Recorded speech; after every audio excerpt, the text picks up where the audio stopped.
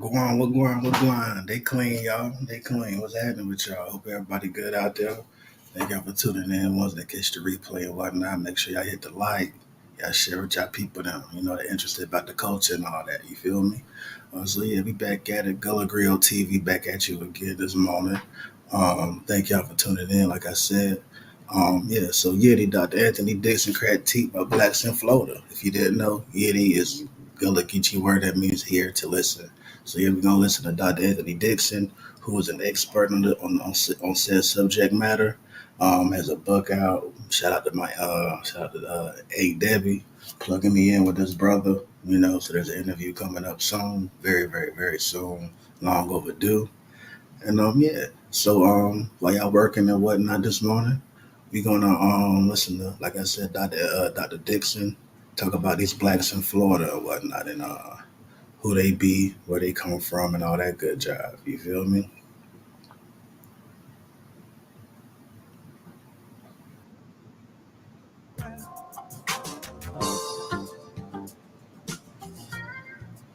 Welcome to the Rock Newman Show from the campus of historic Howard University. I'm Rock Newman, and it is my desire to inspire you with personal stories of extraordinary achievement. Fair use for In the early educational 1950s, purposes. Hollywood films not only depicted Native Americans as savages, but the roles were often played by white actors.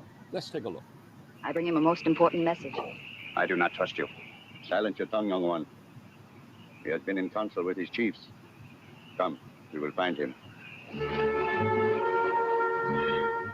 My guest is an African American history professor with expert knowledge about the efforts to enslave the entire Black Seminole population in Florida and the Second Seminole War.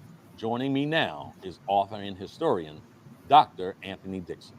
Welcome to the Rock Newman Show. Good afternoon, brother. Thank you for having me. Let me say from the outset that your book here called Florida's Negro War is one I really wish we had several hours to examine this evening.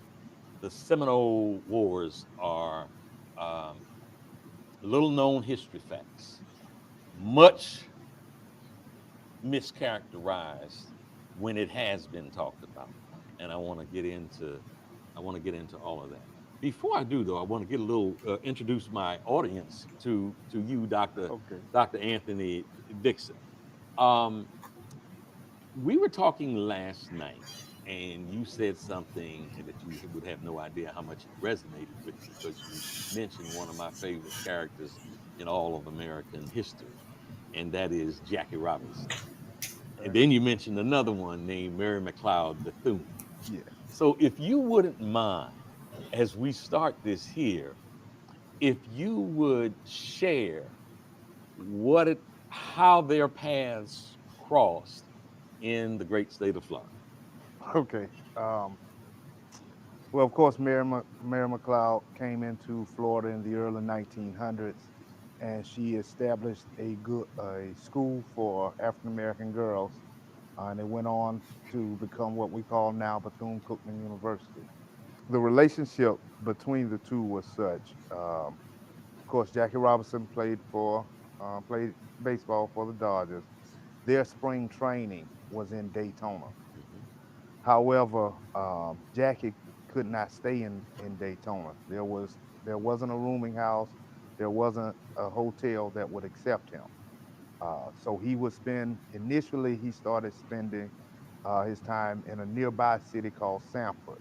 If you recall, this is where Trayvon Martin Yes. was murdered. Right. Um, and he would have to ride over from Sanford into Daytona for practice. Mhm. But in time rather, he developed a relationship with Mary McLeod, and so he began to spend more time on campus at Bethune-Cookman, and he was welcomed there.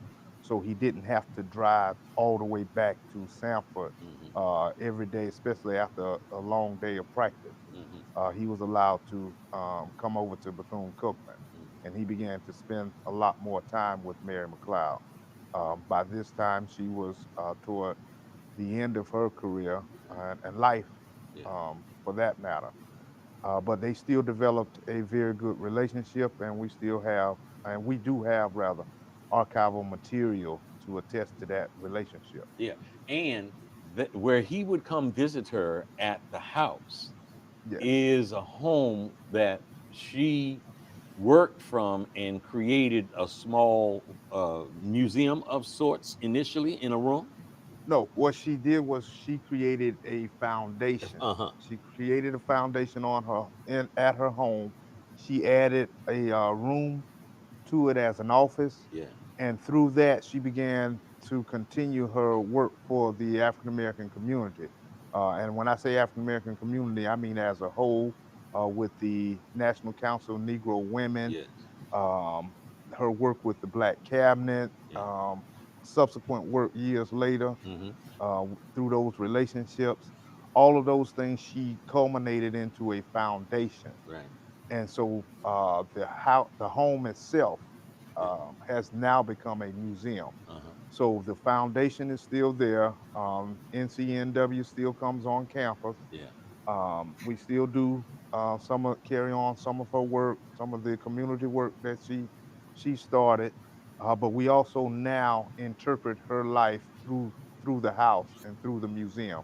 And so now her house is a museum itself. And who's the executive director? I am.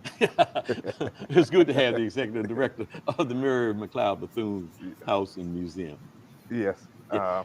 That as well as the archives that is located right next door in the Mm-hmm. library. Right. And Right. so we have the University Archives that has the complete Mary McLeod Bethune collection, Mm-hmm. which includes her work here Yeah. in D.C. Have you been to, by any chance, the National Council of Negro Women building here, offices here in Washington D.C.? No, I have Man, not.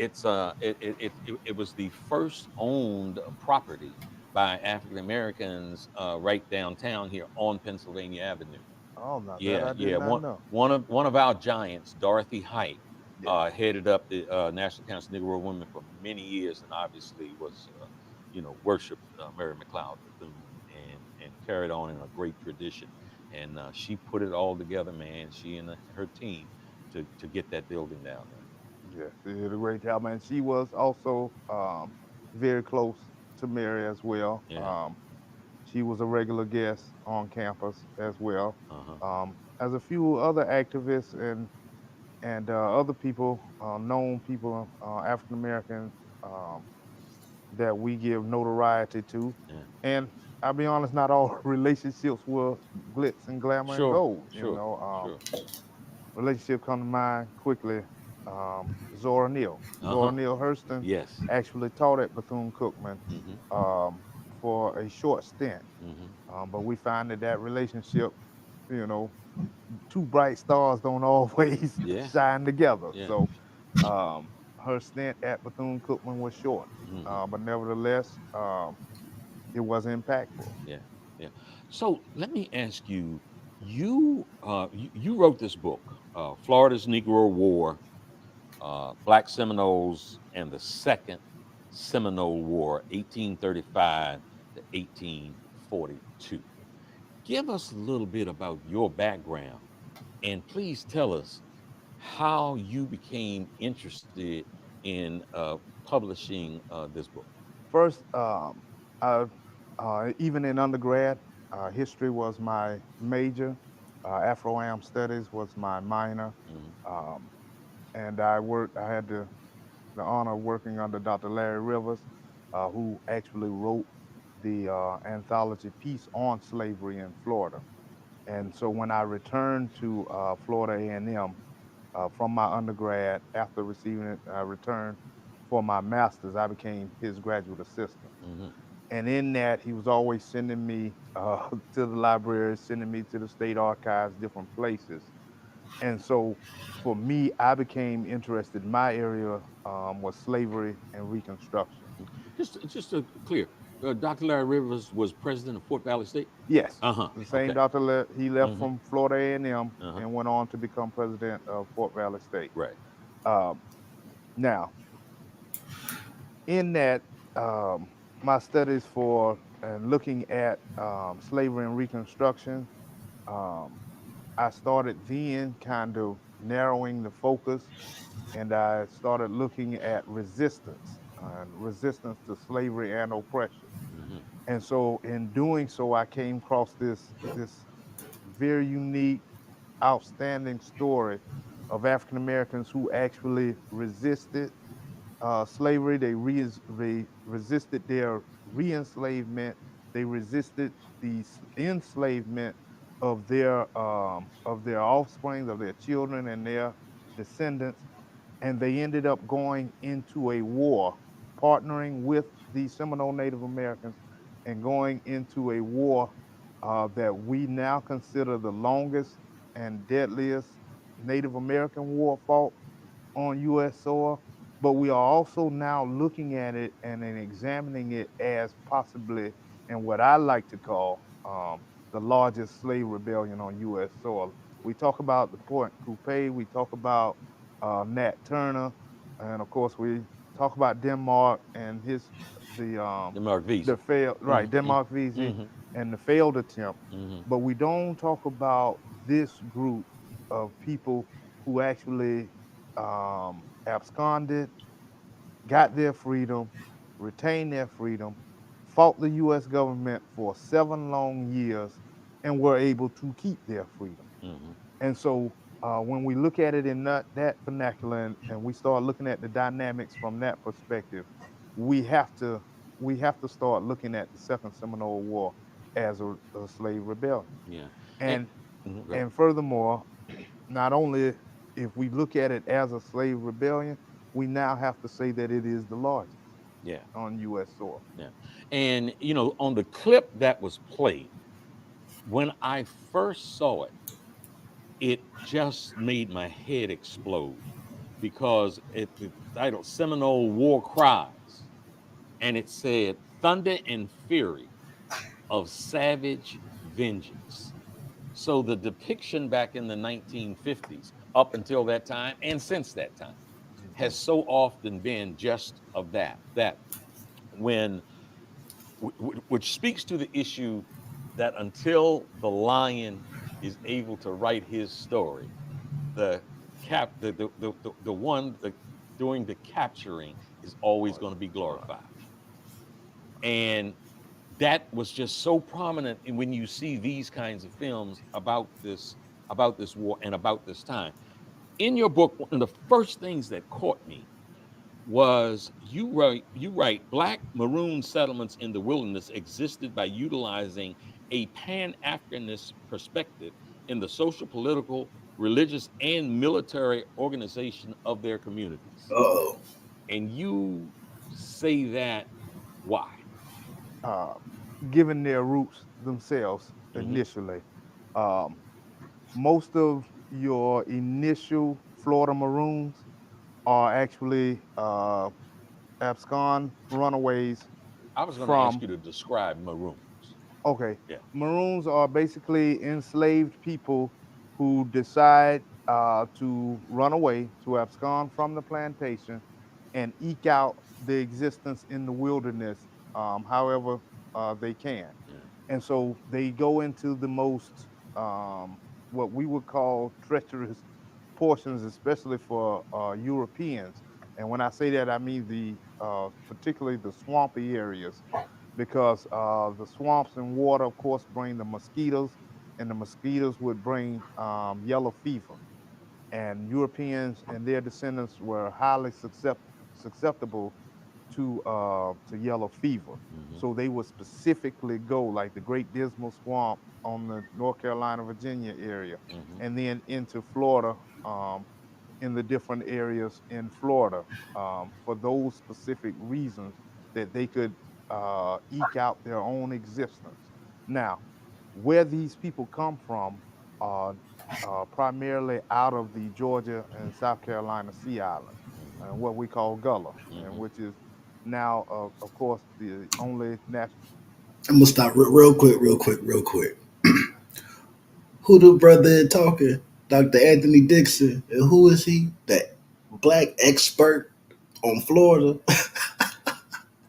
And we talking about, first off, the whole Pan Africanist mindset, right? And then we're talking about now as far as where these Africans formerly enslaved people come from, right? What he talking about? The South Carolina and Georgia Sea Islands, the Gullah people, right? Let's keep it going. National heritage area dedicated to African American culture, and we call it the Gullah Heritage Corridor, Right. Gullah Geechee National Heritage Corridor. Now, these people, your Gullah people, are basically people who take West African languages, because it's now a homogenized group of West Africans Sure. now. And so they create a language that we call Geechee, and they incorporate West African culture, West African language, and then they incorporate plantation life, specifically English plantation life, Mm-hmm. and of course, English words. And so they created their own culture. We call it Gullah. We call their language Geechee. Now, when these people began So to run away, Gullah Geechees um, Anonymous. they began to head south. I know most people think the Underground Railroad always went north, Right. but the first Underground Railroad actually went south Mm-hmm. into, at that time, La Florida, Mm-hmm. in the Spanish Hill. One more time, real quick. I'm sorry. I'm gonna get some shout outs real quick, and y'all gonna see why. He talking about the Underground Railroad went south. You know what I'm saying? And yeah. So with that being said, right, I was on some. I got some homies out here, right? We be on the same mindset, information kicking and whatnot, beating up the misinformation.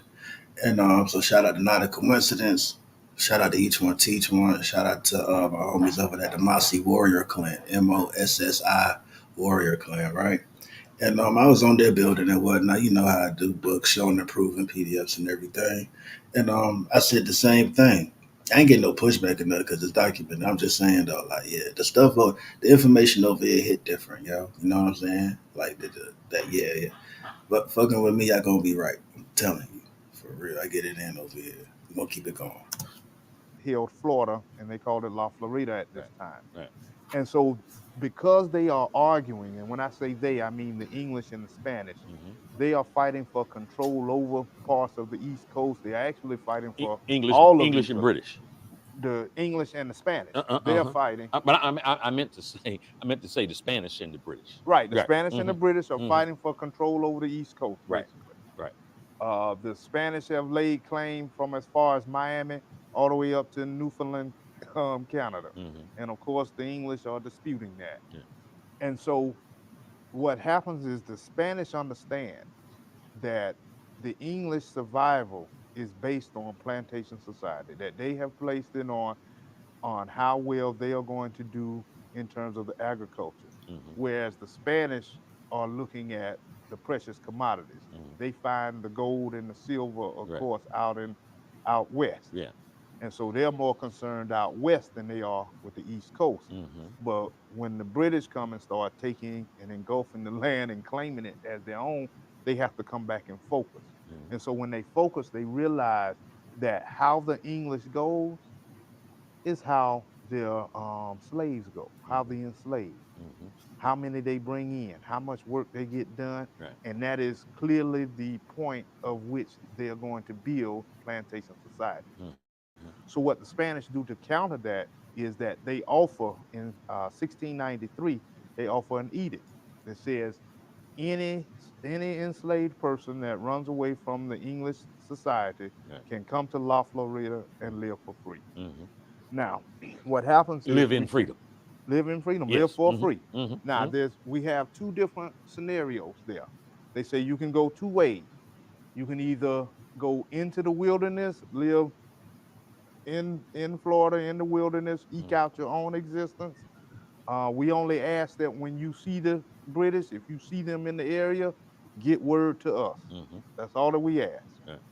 And then there was a second offering or second group.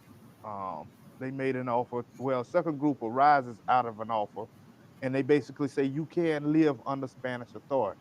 You can. You can. Mm-hmm. You can come to St. Augustine, Florida, and live under Spanish authority. They built a fort. It's called Fort Mose. It Yeah. is now a historical site. And the thing about it is, of course, because it's Spanish and you're going under the authority, they had one main rule is that they had to become Catholic, Mm-hmm. right? So We see cultural differences starting to Catholicism, right, right? starting Sure. to come about between the two groups of runaways. Mm-hmm. Now, those that are living in the wilderness, though, they are eking out their own existence and they are retaining Gullah culture Mm-hmm. and they are keeping that Gullah culture. And so we see Gullah at this point, once it gets into Florida and it goes from Florida to the Bahamas and to Texas to Oklahoma and Brickyville, ultimately to Texas. Nacimiento, Mexico, there's a small group of Gullah people that actually do leave Fort Mose and they end up in Cuba and they have a community there Mm-hmm. as well. And so what we What he just described was the Gullah diaspora, right? So you know about the corridor, Jacksonville, Florida, Jacksonville, North Carolina, 30 miles inland. Boom, cool. Within that, like the brother just said, there's a Gullah diaspora. Brackenville, Texas, small spot in Mexico. We got Cuba, Bahamas. There's a spot in Trinidad as well. Yeah. And so yeah, that's the Gullah diaspora, yo. And yeah, these people kept their culture no matter where they went. It's Gullah culture. It was West African at the root. You know what I'm saying? And yeah. see is Gullah then turning into a diaspora once it comes into Florida. Mm-hmm. And so what then happens also is while they are creating these small villages and eking out this society, there are also Native Americans Yeah. that are trying to escape plantation society as well Mm-hmm. out of the same area. Mm-hmm. We see the larger numbers, of course, coming after the Yamasee War. Mm-hmm. Now, Um, if I could stop you for a second, yeah, because you said the Native Americans are trying to escape plantation existence also, right. because what has happened is they who originally occupied the land Hmm. now was having their land taken away from them, Yeah, and all not on, but and then captured by those who took the land. right. And it's also more than that as well. I know that's the most important thing, Mm-hmm. that taking your land and taking parts of your freedom, Mm-hmm. but also it's the encroachment of the society. You see, the basic problem, and I won't go too far on tangent there, but the basic problem between Europeans and Native Americans was property use and land rights. Mm-hmm. That was the basic problem. They had two very different concepts. Right. Native Americans did not believe that you could own the land, Right. whereas, of course, Europeans, you own what you can get or take, Right. right? Right. And so, under those basic ideologies, the conflict in those basic ideologies, we see everything else stemming from Mm-hmm. when terms of that relationship. Right. Now, when we look at relationship between Native Americans and blacks or Africans at this time, Mm-hmm. it has to develop Mm-hmm. because initially all Native Americans see are these black people on their land, clearing their land. Yeah. And so they had to come to the understanding that these black people, these Africans, were being forced Mm-hmm. to do so. And Mm-hmm. it wasn't these Africans that were actually encroaching your land. It's actually the people who were driving the force and were manipulating and quote unquote owning them. Mm-hmm. And so, Let me stop you there, because mhm, I want to give the viewers an opportunity to see how you succinctly put this. As we talked about the definition of maroon. She said these maroon communities established close relationships with the neighboring Native Americans. These two communities lived for the most part in harmony and provided the foundation for what would later become the Seminole Nation. I want to go further. Um, these the culture was created by fusing various African traditions, which resulted in Pan-Africanist ethos within the community. This type of Pan-African culture existed with minimal European interference. These Pan Africanist cultural traits manifested themselves in a variety of cultural forms that distinguished their communities from both Spanish society and Native American communities, regardless of the close proximity. Research has shown that these cultural traits were most prevalent in communication, artistic expression, and religion. Yes. And each one communication with the Gullah, what they did, and this is where we really start seeing Gullah turn into a diaspora because they are cohabitating and nothing happens overnight, right? Mm-hmm. They're coming down through what was considered the buffer zone then, Yeah. and of course, it ends up becoming the last 13 colony, becoming Georgia. Yeah. And so, in that buffer zone, we start seeing a lot of Native Americans and particularly the smaller bands of Native Americans, not the large ones, the Creeks, the Cherokee, but initially the smaller ones, the Hittites and the Uchis, the smaller bands, Mm-hmm. and those that are smaller factions out of the Yamasee, or Yamasi, some say. Um, what's happening is they begin to cohabitate a little bit, but moreover, they're beginning to find ways to communicate better with each other. Mm-hmm. So what we see is now the Gullah dialect, Gullah language being starting to incorporate Native American words. Mm-hmm. And so once that happens, we see a metamorphosis, and we don't call that Gullah. We actually call that the Afro-Seminole Creole language. Okay. And so that is the mixture between Gullah, Mm-hmm. which again is the West African and English words. Mm-hmm. And now we have certain Native American words that are put into it. And that is what changes it. And that's what really puts us on that road to saying Gullah is a diaspora. Mm-hmm. So now in that, right, back to the relationship itself, this cohabitation continues to grow Yes. because plantation society is encroaching upon Native Americans, Mm-hmm. and it's encroaching in that they're chasing away the food, Mm-hmm. which means they're changing their way of life. Mm-hmm. And so they are also having to depend on these runaways as well to show them how to actually plant different crops, how to rotate different crops in order for sustainability now, Right. because they can't rely on the hunting Mm-hmm. that they have done for eons of years prior. Mm-hmm. Uh, And let me interject, please, because when you say plantation life, I want my viewers to make sure they understand what that is. That plantation life is about enslaving people to be able to grow the plantations. right. And but it's also turning for Native Americans is turning the land Mm-hmm. into an agrarian society. Yeah. See, all those open fields where the deer ran and the bears went where they could have plenty of food, rabbits and all of that Yeah. are now being chased out because you have enslaved people who are now turning over the ground, Mm-hmm. turning it all into fields. Mm-hmm. And so that is also the encroachment that Sure. they are Sure. losing their food supply as Right. well. Right. And so they are being forced out of the area. Mm-hmm. They're being forced out of the area as well as plantation society grows. So they began to cohabitate.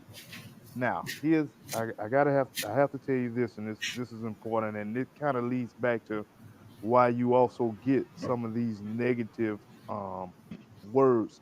We've always had those general savage terms for Native Americans, but the ironic thing about this particular case, and the ironic thing about the Seminoles is the Seminoles are a homogenous group of Native Americans themselves.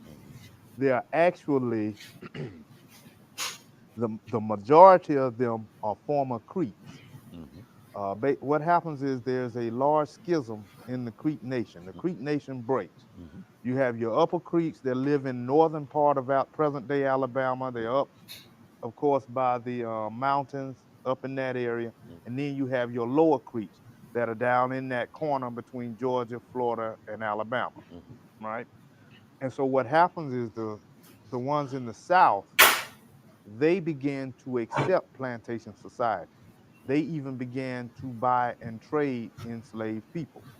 Mm-hmm. And so they began to not resist plantation, but actually Mm-hmm. join and work with plantation society. Mm-hmm. And so the Creeks up north were basically, what are you doing? Yeah. We don't own people. We take them as war. We hold them so we won't have to fight them again. We keep their women so we can keep our numbers up. But we don't enslave them for our own living, Yeah. what are you all doing? Yeah. And so there's this schism. Mm-hmm. And so the northern Creeks push their way rather through Alabama. They push through the southern Creeks and they come into Florida. Mm-hmm. And so when they come into Florida, they mix with the other Native Americans that are also running. You have the Miccosukee. Like I said, you have the other smaller bands. You even have some Cherokee that are leaving North Georgia and the Yeah. other areas of Georgia, and they're coming down into Florida. These are smaller bands, though, that are kind of broken away Mm-hmm. because they needed to figure out how they were going to survive as well. Right. And so they become this homogenous group that we call the Seminoles. And it actually, when you look at the word and you trace it back, semolina, cimarron, it has different meanings, but the main one is Breakaway Creek or Mm-hmm. Renegade Creek. Mm-hmm. That's why everything you see with Florida State University and they Yeah. say the Seminoles, the first thing you see up on it is Renegade Mm-hmm. because that is one of the original terms for semolina. Mm-hmm. Um, and then there was a negative term that the Spanish gave, cimarron, which basically meant wild beast, wild dog. And of course you can understand that it's just like anything else. When you're on the opposite side of the team, when Yeah. you the opponent, Yeah. it's not gonna be a positive word. On the Right. other side, even when we use the word griot, most people don't know for Europeans, they thought the word griot was a very negative word. It was a negative term, but we embrace that term. And so it's the same thing here when we look at the words like savage and all of that good stuff. It's that opposite side of the fence type of thing. When part of just as you're describing here, and we haven't gotten into the book yet, where you really start to talk about what is the violence, the the continual grabbing of the land, the slaughter of the people. Hmm. And to deal with the book, we will get there. But you know, just early on, I made a big note when you talked about Angola being the first no-hit town there of the Native American settlements, Angola. And then you go then on the same page is 1821 Angola was destroyed and the town burned. And we've in terms of the US military Hmm. and again its occupation just throughout history when either Native Americans have been involved or African Americans have been involved, there is the burning of a town, man. There's the slaughter of a people. And so on what is this? On page 11, I just felt, without dramatizing it, you expose the terror when one Hmm. thinks for a second that here are people who live every waking hour, who one have been imported as slaves, others who were the original inhabitants of the land, and every waking hour they must be mindful of the tyranny that is coming at them with fire and fury that they have no experience with for a very long time. I'm gonna start. Let me jump in there first. The point of clarification: Angola was actually a black Seminole village. It sat next to it. Mm-hmm. Um, Native Americans lived outside of Angola, and you are right. You see that time and time again. Um, Even in this period with my book and dealing with the black Seminoles, there are actually two other instances where villages are being burned, that they can just completely burn it down. And so we see that as a regular tactic, you know, that is a regular tactic that was used all the way up through the 19. We can trace that all the way all the way to Tulsa, Oklahoma, and other places. That this is when when African American communities are out of the graces, Yeah. so to speak, Yeah. of the larger white Yeah. community, Yeah. they simply get rid of Yeah. and they I gotta add Wilmington, North Carolina. Where is that? 1800 or 1899? I forget which two. But yeah, Wilmington, North Carolina. do it by normally by just destroying the whole thing, and we all know fire is a pretty good tool and it's pretty quick and easy. Yeah. So, I don't want to jump around too much, but I want to Okay. do this because as I was reading it, I wrote in big letters the the legitimacy of the conversation of reparations. I mean, that's a whole nother conversation. That's a whole nother show. But when you just go back and look at the basics here of what people had and the slaughter that took place and the stealing by force of land, by murder and slaughter and genocide, that issue of reparations, just I couldn't get past. What am I on? Page 18. It's like, man, does this ever make a case without trying to do it for reparations? And I'll say this briefly so we can stay on topic Yeah. about reparations. We have different instances. This is clearly a case. Um, we have another case I'll mention in just a second. The issue is there's always been opposition, right? And that opposition to it comes in this idea of quantifiable measurement, right? How can we quantify things if we really want to say reparations, right? Mm-hmm. And that's been the biggest tool against reparations, right? Mm-hmm. But the thing about it is, we actually can. There are instances where we can quantify. Um, one in particular I always use, think about all of those years African Americans went paying taxes to state schools that they couldn't go to. Yeah. You see, so there are things that are Yeah. quantifiable Yeah. when we can look at when talking Mm-hmm. about reparations. Yeah. So this whole notion about it not being able to be done because we can never quantify is that's a farce. Yeah.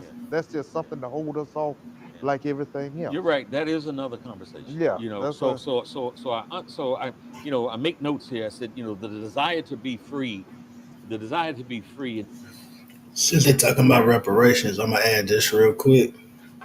Belinda Royal, Royal. Belinda Royal. Type that in. We added like Belinda Royal reparations, right? You gonna see the story of this West African woman who was enslaved, got her freedom, and sued and got her money. We gonna keep it going. In the fear of enslavement that is going on, and I just underline something. It says runaway slave again as we lead into how the the free blacks, the runaway slaves, and the Native Americans, the natives, how they which became Seminoles and then came to the Seminole War, just leading up to that again is this idea of folks living and being all the time in terror. They're all the time living with the sense of terror that is just around the corner because these folks who get depicted in these movies, what they are, calling themselves United States military, calling themselves plantation society, or the rest, are terrorists, or the militia. or the militia, are terrorists, Yeah. terrorizing the population. And you have to understand that it's a progression as well. Yes. It's a progression. That's why we ended up in 3 Seminole Wars, Mm-hmm. because each time we can actually see how each Seminole War directly affected the growth of Florida and Florida becoming what it is today. Mm-hmm. The first Seminole War opened up plantation society for Florida. Opened up plantation society, Yeah. opened up where landowners came in and built wealth off the back of slaves. And taking the land from the Native And Americans taking at the land, yes. to do so. Right. Um, And so what we see with that first war is with the first Seminole War, they get to clear out the Native Americans out of North Florida, particularly the area from Tallahassee to Gainesville, because that land was considered as fertile and in some places more fertile than even Georgia. And at this time, Georgia was becoming cotton king. And so the expansion into Florida, they figured had to be done. And so when they remove them, we see plantation society coming in, but also this is when Florida becomes a territory. Florida becomes a territory just after the first Seminole War. And So you right. And you right. and Once Florida became a United States possession in 1821, mhm, whites were infuriated by black Indian relationship. Thus, from 1821 to 1835, relations between Seminoles and whites steadily deteriorated. So, how dare you, inferior people, have right. a civil relationship? And not only that, continue to work together against us. Yeah, See, that's the thing it up. But they gave them that common, the enemy of my enemy, yeah, right? sure. And so what we see is that first war, right, Hmm. clearing out the land, Yeah. Florida becoming a territory. Hmm. The second one, the one that the book is based on, that ends up being a 7-year war. Now, here's the issue with that. We have Native Americans who are agreeing to leave. Then we have Native Americans who say we're not going to leave. Right. Um, and one in particular is Osceola. He's not a chief, but because of his war attributes, he becomes a war chief. And so you have those who are willing to stay, who want to stay and don't want to leave. But at the same token, you have your black Seminoles, right? Right. And at this point, we stop calling them Maroons and we call them Seminoles because they now make a concerted effort to not only live together, Yeah. we have familial relationships now. It Mm. usually happens at the top, but they're still doing it. They're Sure. cohabitating together, Mm-hmm. all of those good things, And right? marrying. Yes, Yeah. intermarriage. Mm-hmm. It's Mm. usually done at the higher level, Sure. but Sure. between chiefs and Yeah. whatnot, but it's being done.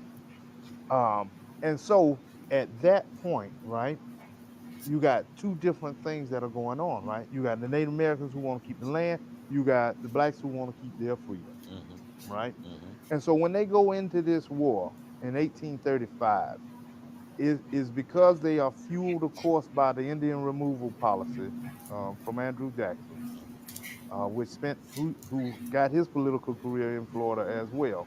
Mm-hmm. And this is where he actually got the concept to develop the Indian removal policy Yes. by helping Florida get rid of the Seminoles the first round in North Florida. Mm-hmm. Now, once this happened, the war becomes evident that it is not about removing Native Americans, but it is more so about getting these blacks back into slavery. Profoundly so.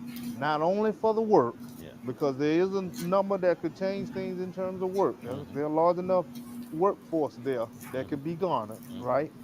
But not only that, not only the workforce, it is the concept, right?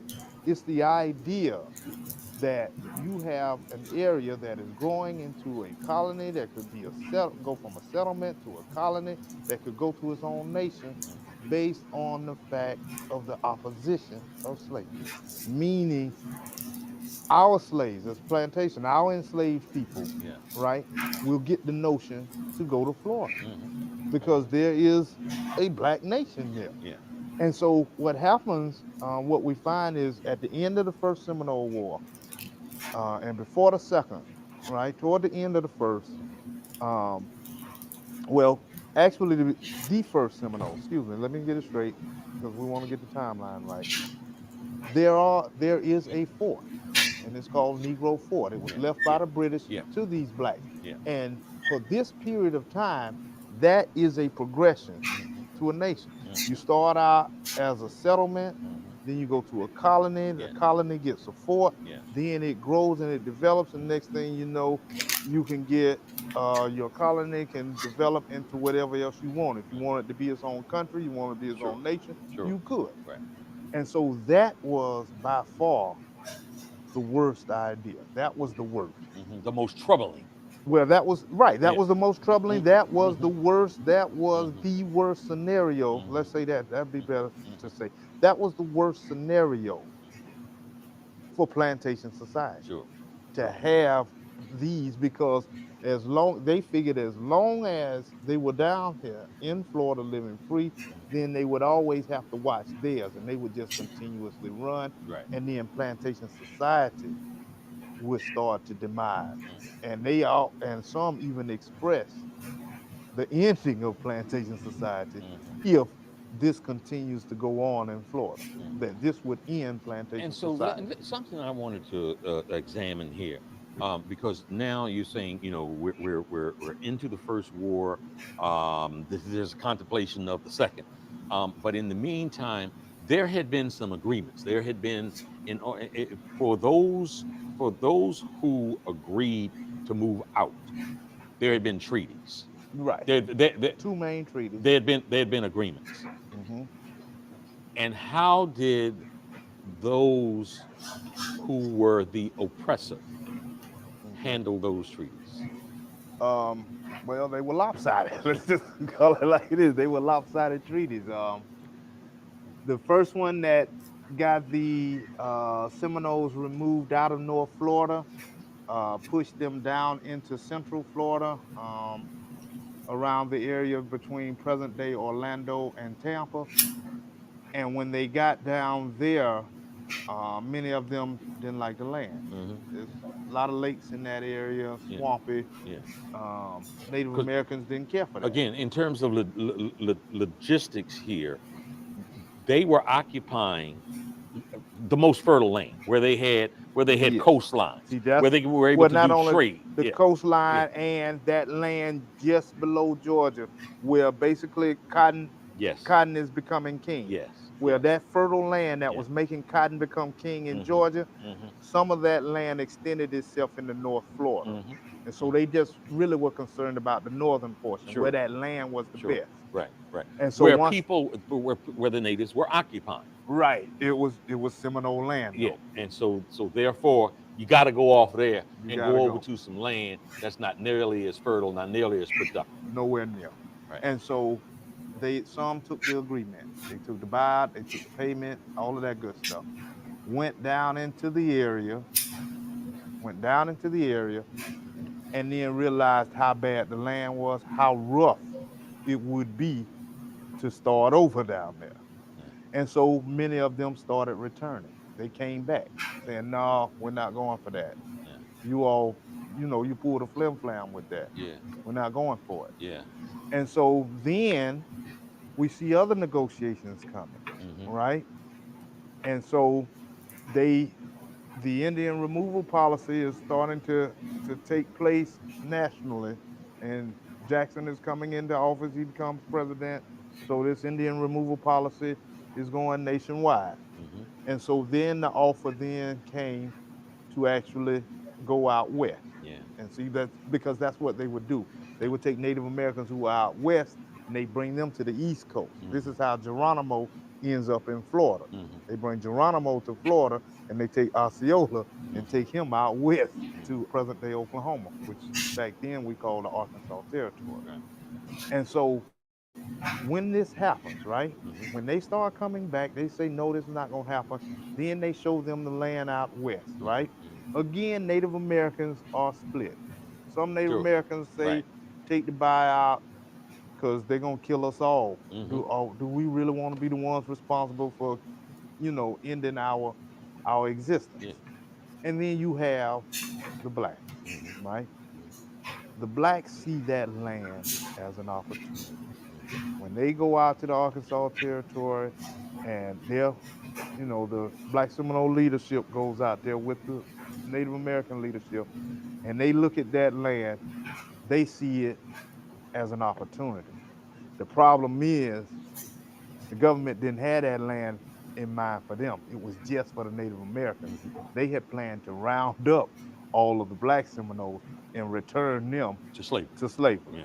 And so once this was evidently clear, right, That is what brought the unifying effect in again. Mm-hmm. So even those who were willing to go said, "Oh no, we're not going without them," Yeah. because some of them were their children. Yeah. Yeah. Some Yeah. of them were their wives, their Yeah. husbands, Yeah. grandchildren. Yeah. So they were like, "No, we're not going out there without them." Shout out, Vassal. And so what happens is negotiations start falling apart, Mhm. and we end up in that second war. Okay, and And so I'm glad you say there.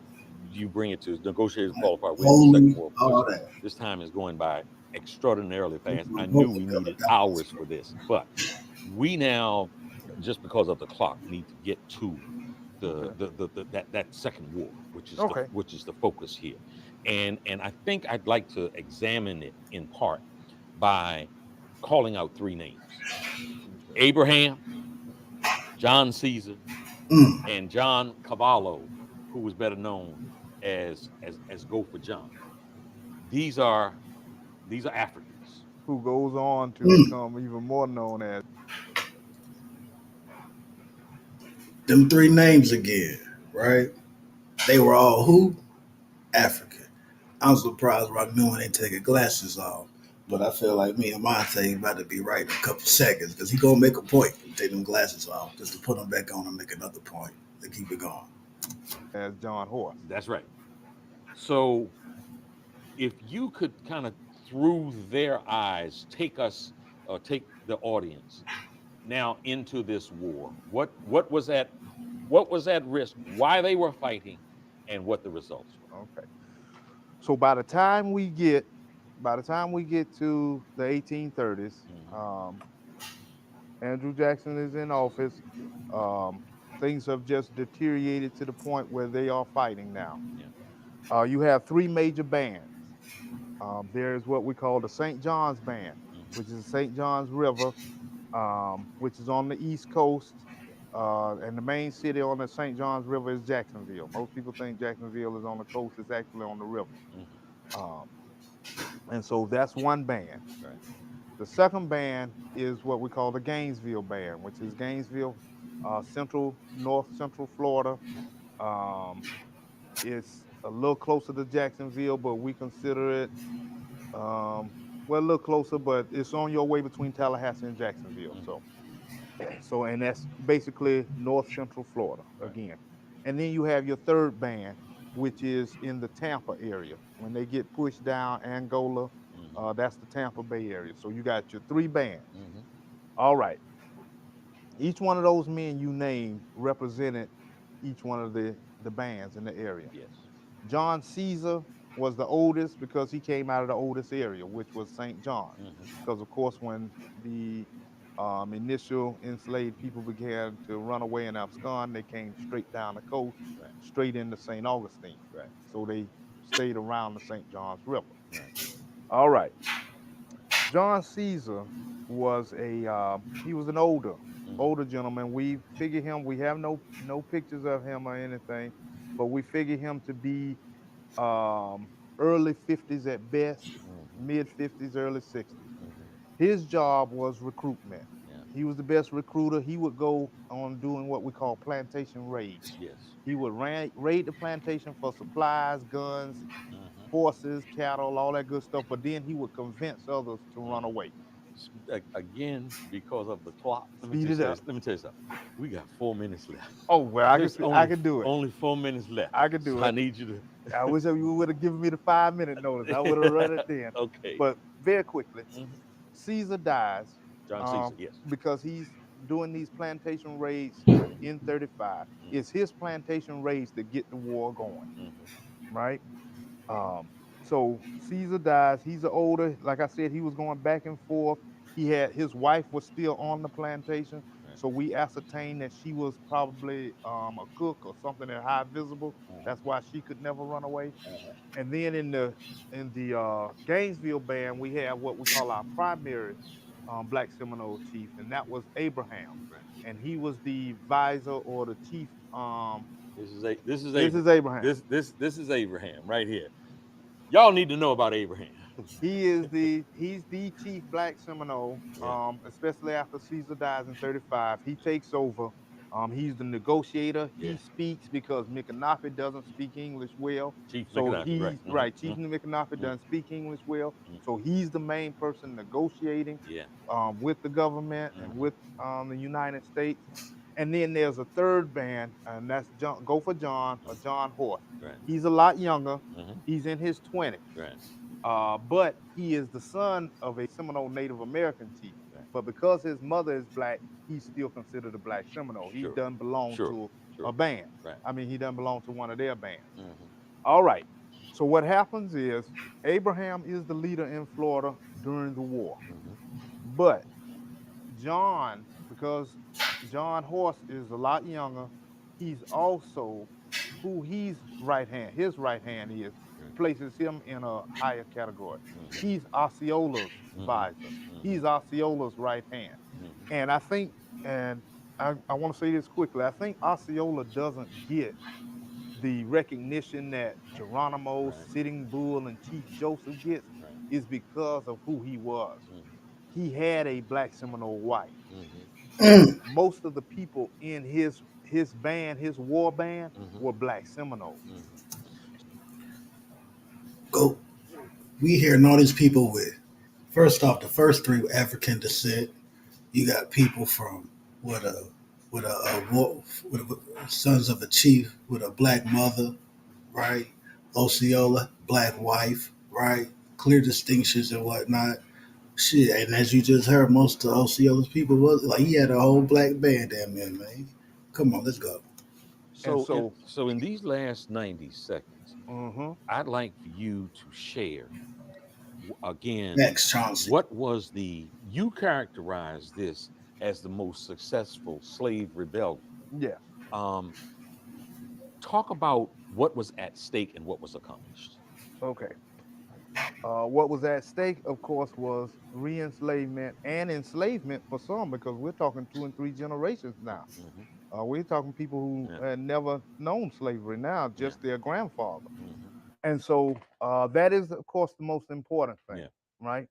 But it was also the growth of plantation society itself.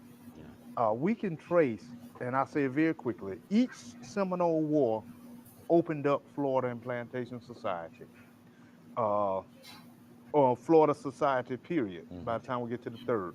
First Seminole War, 2 years after the first Seminole War ends, Florida becomes a territory. Then we had a second Seminole War, 1835 to 1842. 3 years later, after the second Seminole War, after they decide that, okay, the blacks can go out west, we won't re-enslave you, which Big gives old them the Massey. victory, why I say it's a successful rebellion, Sure. Florida becomes a state. Florida becomes the 45th state. And then the third Seminole War, they wanted to open up South Florida. They were even crazy enough to think that they could drain Lake Okeechobee just to flush them out. Sure. And so they went into a third war that ended in 1858. That war ended because they felt like the Seminole numbers were low enough that they didn't have to worry about them impeding progress. So they were willing and able and ready to go into South Florida. But of course, this ends in 58. They leave the Union, they go into and by 1861, they end war. And for those who were genocide was being practiced against, they had to make the decision: stay here and fight and know that we're going to be slaughtered, or agree to move on. Right. And they moved on and they lived. And that's what kind of changed Abraham's leadership, right? Because he has to negotiate. Yes. And of course, they don't, when you negotiate, some people not going to be happy. But the best thing was to negotiate that move to the Arkansas Territory, present day Oklahoma. That was the best choice, and most of them got on. The one got on board with it, such that, and this is important, by 1838, most black Seminoles were out. Yeah. And after kicking a whole lot of U.S. military butt, they got to live another day. They got to live with freedom. With freedom. Thank you so much. Yeah, man. Yeah. Man, listen, yo. All that information we just witnessed in this past hour, on the dot too. Look at that, I did good, yo. On the hour on the dot. Mic drops, yo. Mic drops. African descent people, African born people, people with mixed ancestry, clear distinctions, man. Like, come on, bro. We got laws. You know what I'm saying? Um, I showed petitions on other channels and whatnot, but I'll probably just do a separate video, do like a part two to this and whatnot. You feel me? Because for some reason, I don't know why, but these internet Indians, indigenous to the keyboard, my big homie Rob Bourne calls them and whatnot.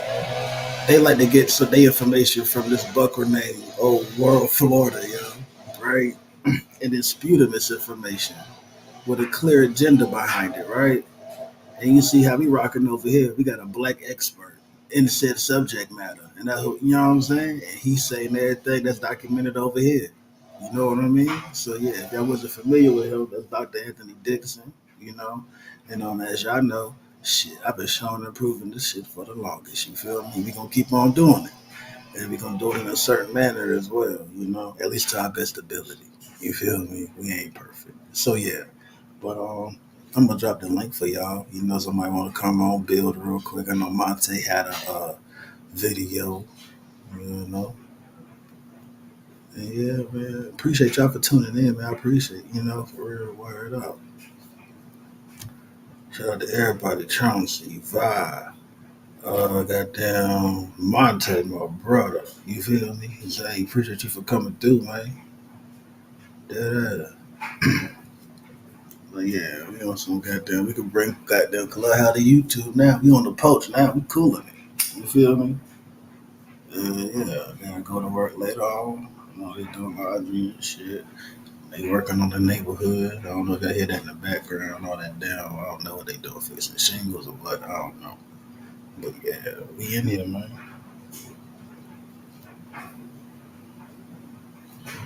Yeah, you good, bro?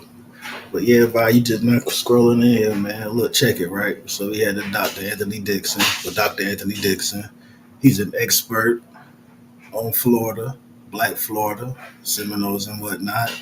He's the actual executive director of the Mary McLeod Bethune Museum, and he's faculty of the school as well, or at least was, you know. So yeah, we in here, man, and he'll just build it on Florida.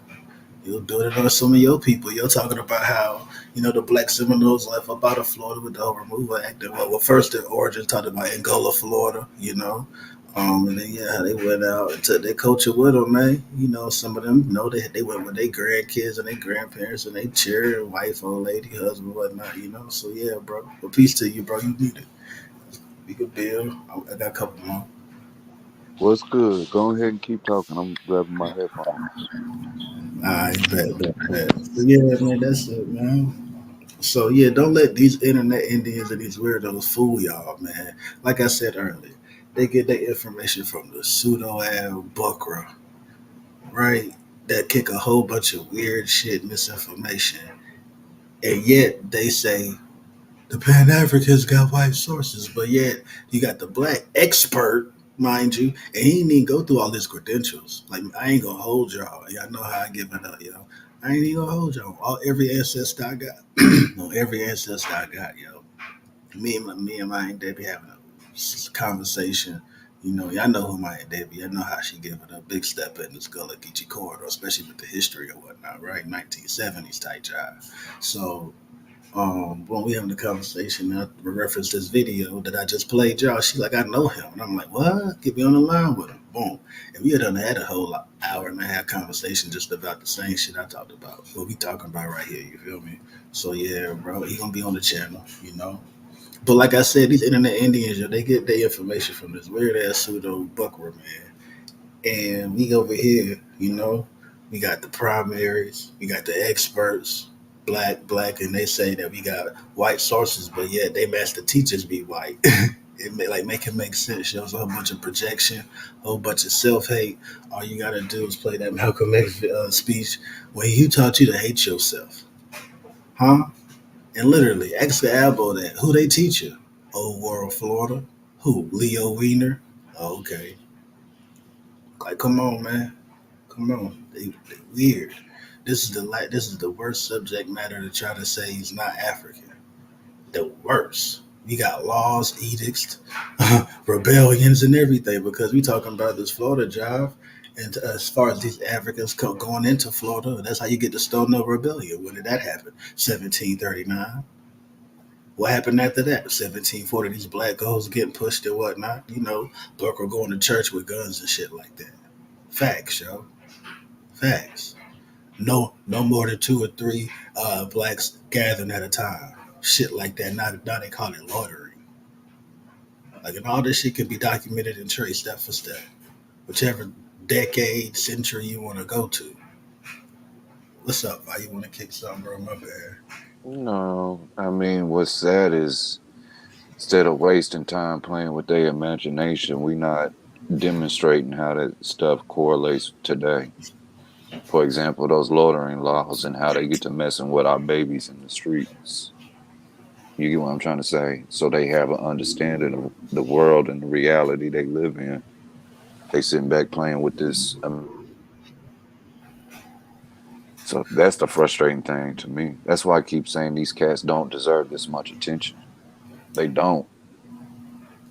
That's why I I ain't trying to go back and forth with them too much. I'm just gonna kick my info, bro.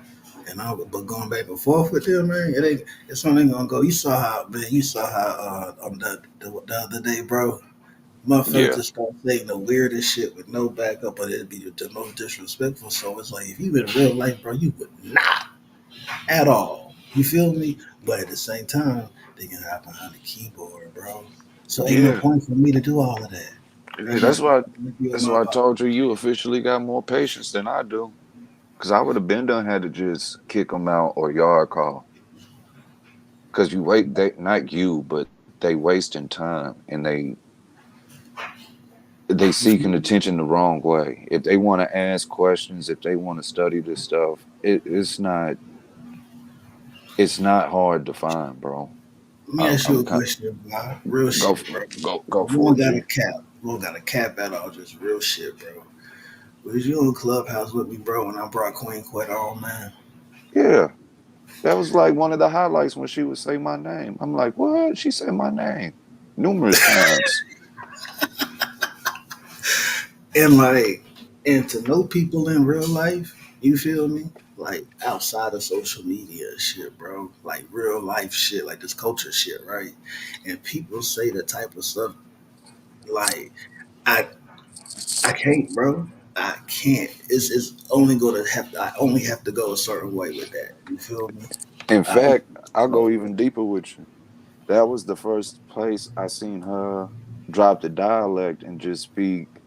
I don't want to say standard English, but she dropped the, she dropped the dialect for a second and was just chopping it up. I'm like, what the hell? Did she just mutate on me? You know what I'm saying, bro? That whole code switch real, bro. And at the same time, she know and understand it's everybody that don't crack teeth.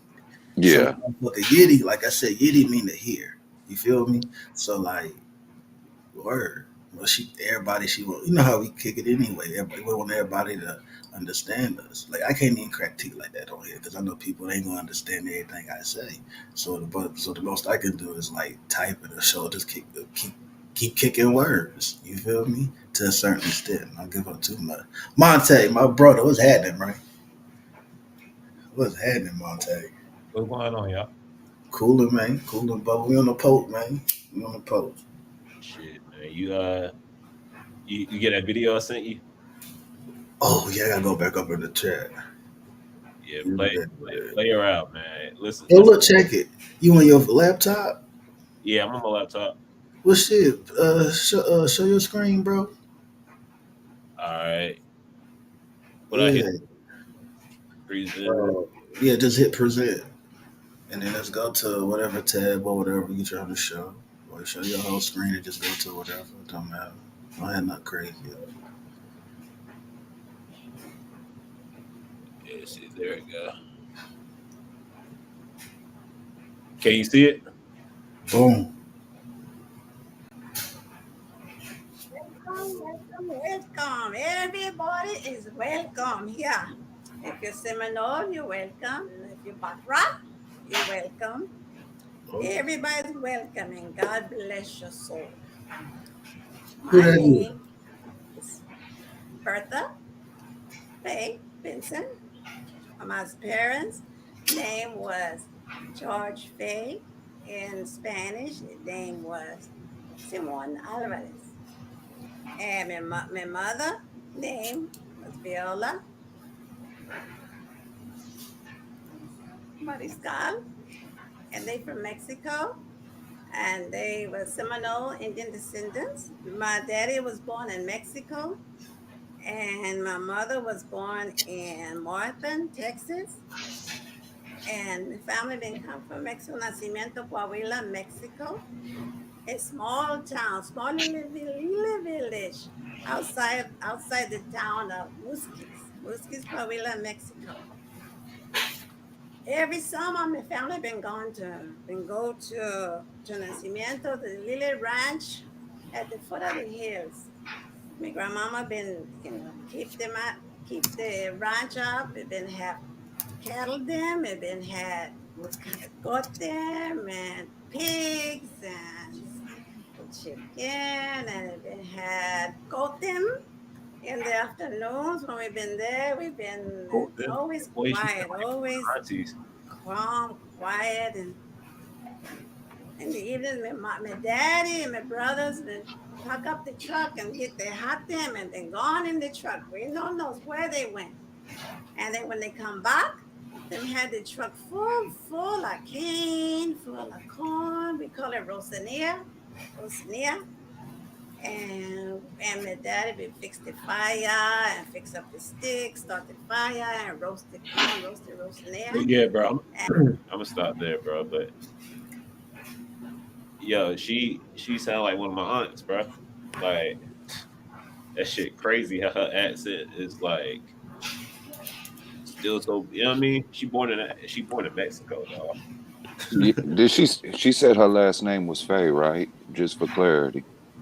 Her middle name was Faye. Her last name was Benson. Oh, okay. I was gonna say if she was part of the Faye family, would y'all pull up a book?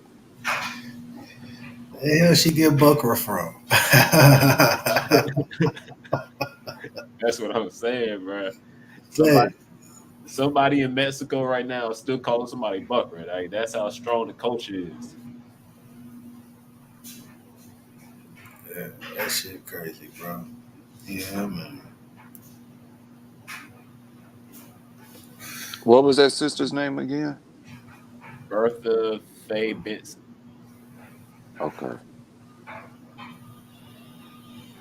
Yeah, man. Yeah, if you just go on like Wiki Tongues, like type in Afro Seminole accent, like it pop up. You know what I mean? And I think like there's a video Queen Quet got with over there with them. Oh yeah, Uh, it definitely is. It definitely is. Let's see if I can play it real quick.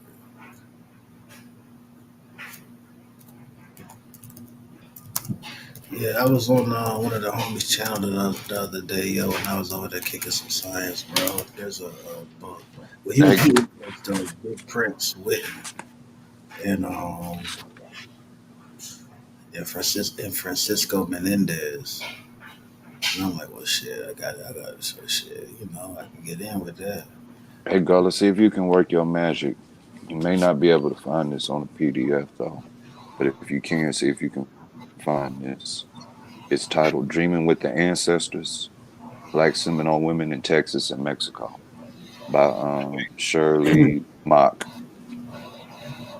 hold on, we got to clarify for the copyright people. We do not find PDFs. PDFs are magically dropped into our inboxes. We do not actively procure this.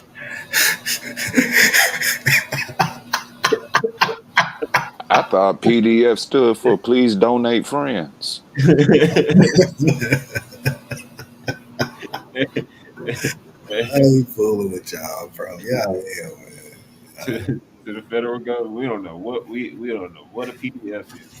We from Oklahoma and South Carolina. We don't know what PDFs. Like nah, I don't know what that is. Those shoes, What? them sneakers. I don't know what you talking about. You feel me? Yeah, what I'm gonna do is line some clips up from her going down there to Seminole Nation and whatnot on that what you call it day, on that celebration day or whatnot. And I'm gonna do it in that part too. Yeah, yeah. I'm about to get a whole bunch of I ain't know how y'all feel about presentation style, yo, like slideshow and shit, bro.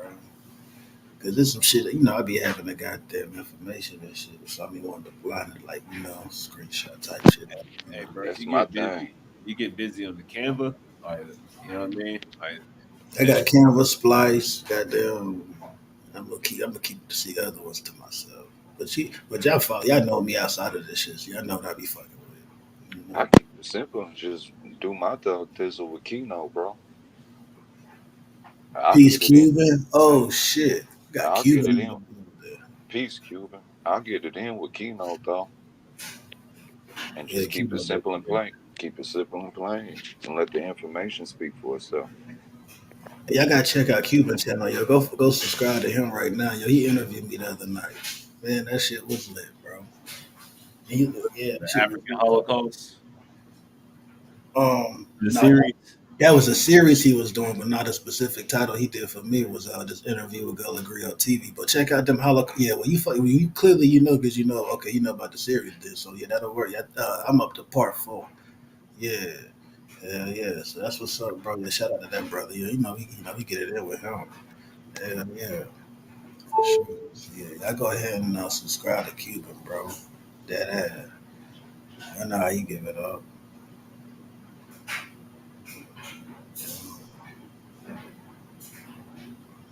Yeah.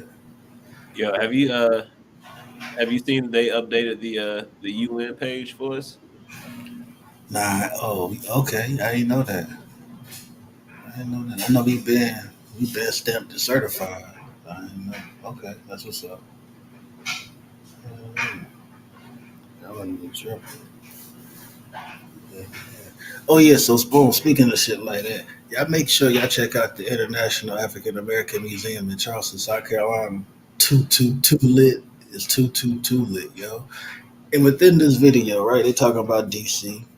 Check out the National African American Historical and Cultural Museum in Washington D.C. It's free. All you gotta do is get there and have room and board for like 2 days, because just that one museum is worth 2 days of 2 full days of information. Start from the basement, work your way up for real. And I highly recommend that. I took a group of kids from Richmond and Baltimore about 2 months ago. It was a lovely experience. That was like my eighth, ninth time going. So yeah, I highly recommend that, yo, for sure. Yeah, and within this video, he mentioned some prominent people. Dorothy Height, Mary McLeod Bethune, you know, yeah, John Caesar, Abraham, and Osceola, you know. So yeah, yeah, yeah. Give me, yeah. Go ahead, Vibe Monty. I'll kick it real quick, man.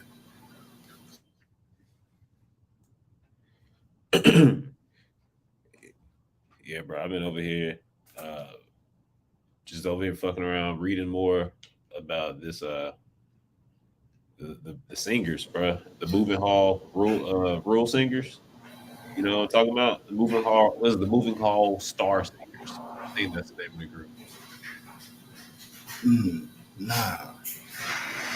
Hold on. Let me see if I can find them on YouTube. I know you ain't gonna get copyright strike for this one because it's Ranky Tanky done recorded and got a Grammy off of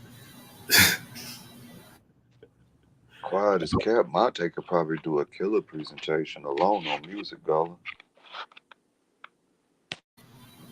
Ain't no quiet and kept improbable. You already know. Shit. Matter of fact, yeah, you owe you owe Gullah Grip TV the channel. Yeah, you owe us. You owe the people. Yeah, you owe us one. You owe us one. Leaky owe us one. Ogoon gotta come on. TK gotta come on. You know. Cuban gotta come on. We can do a whole goddamn the brother. Oh yeah, Cuban. So you missed it, right? So we talking about North Florida and shit, right? And the brother who's an expert, a black expert in North Florida, right?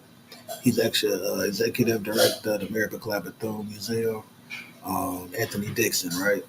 He even mentions how Cuba is a part of the Gullah Geechee diaspora.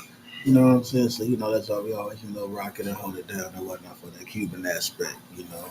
So yeah, so you got to come on. We can do a whole show, whatever you want to talk about with some Cuba Afro shit. You feel me? I got you with the history or whatever. So yeah, boom. Yeah, we can get it in, man. We got a whole bunch of shit lined up. Shout out to Mint Nelson. You feel me? Shout out to Jalen. Shout out to we call him Bo, and we know who we talking about. You feel me? Brother Hudson. You feel me? So yeah, that part, man. Shout out to Court. Yeah, I ain't gonna hold y'all too much longer, bro. I'm about to go ahead and get up out of here, man. Appreciate y'all for tuning in. Please like the show, share that thing, man. Um, Oh shit, I was about to Go play a ahead. video. Go ahead, then. My fault. Go ahead. Go. Yeah, take you down some culture in the music. Let's see. Present, share screen.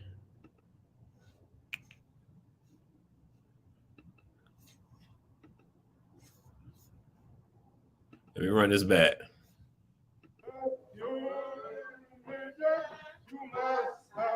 Can you hear it? Yeah, I hear you.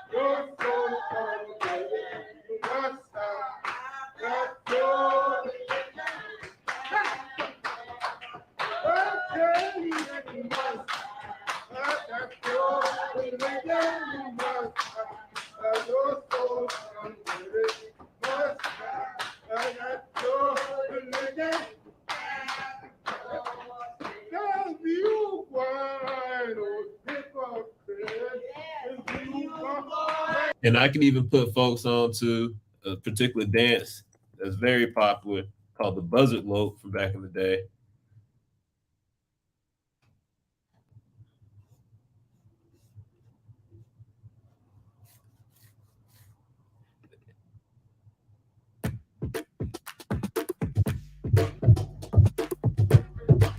I ain't I ain't trying to advertise with them boy. The boy don't put no money in their pocket. I don't need emergency. They got life everlasting at the crib. God.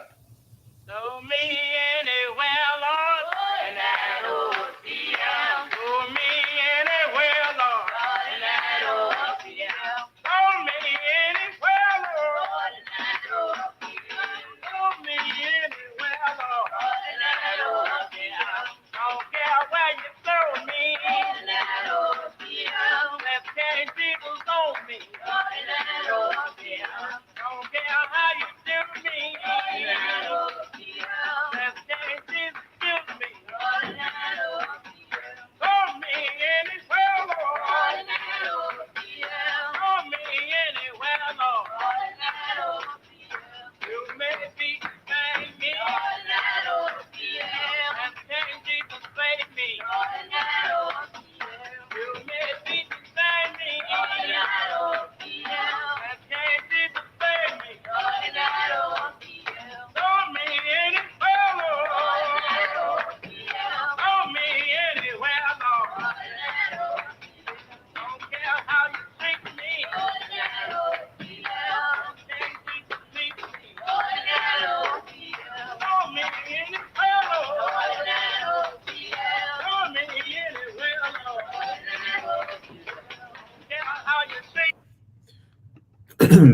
But yeah, from the buzzard lope, if people don't know, the buzzard lope was the point of the dance and the song was to emulate uh, the way the buzzard would fly over top over like the food.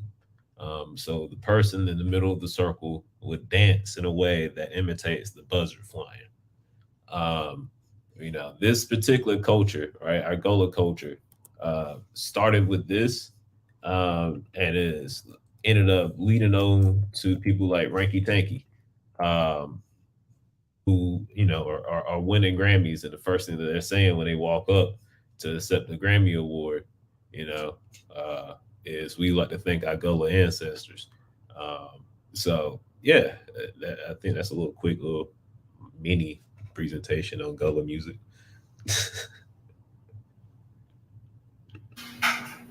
Yeah, that piece, bro. I appreciate that, yo. I'm over here trying to find Dr. Buzzard in this book real quick. You know, I Yeah, forget I what. could, I could play some more music, man. So Um, some of the field songs, oh, I think I ring shouts. got. Not for nothing. If you want to, there's a video. I got it right here. Boom.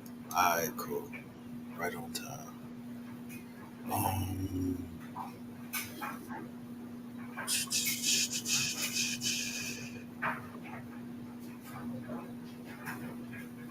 okay. Oh shit, my bad. I'm tripping. Wrong button.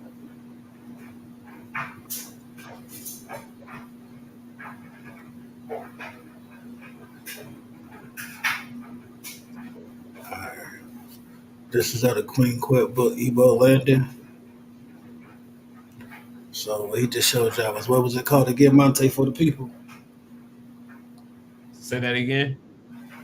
Do you see my screen? Oh, Buzz It Low. Yeah. Yeah, but yeah, the name of the dance. All right, cool. So boom, not no buzzer, right? And yeah, that just building on some of the connection with the culture and whatnot, yo. Like we definitely, as far as the animals and everything, you see it contributed by Maquetta El Gilwan, one of the ships from the continent brought over a man who eventually came to be known as Dr. Buzzard. Some of the animal with whom he shared his name had a cunning and patient, stately man who was always just sharp, often in white, and wore a purple shade to shield his eyes. Bright knowledge and power of what became his fear religion. It was quoted as voodoo. Uh-huh. As Dr. Buzzard practiced on St. Helena, he was not interfered with his captor. You know what I mean? So yeah, just as far as that Buster and the Buzzard Loke and the dances and everything and how we just contribute certain things with animals and everything is very Western Central African in root. You know what I mean? So yeah, I just wanted to add that real quick. Yeah, that's it for sure. But yeah, on the thumbnail of this video, there's a book written by the same brother that was speaking. I got it somewhere. I just gotta find it. That's another reason why I want to do this part two too. Also, I had that book up there, have some stuff out that book because as you see, he's writing things like just the whole origin of the mindset to get that freedom and make a black nation in Florida was Pan Africanist. You know what I mean? And it's funny that people who bang on Pan Africa get information from a bucker who looked like Jesus.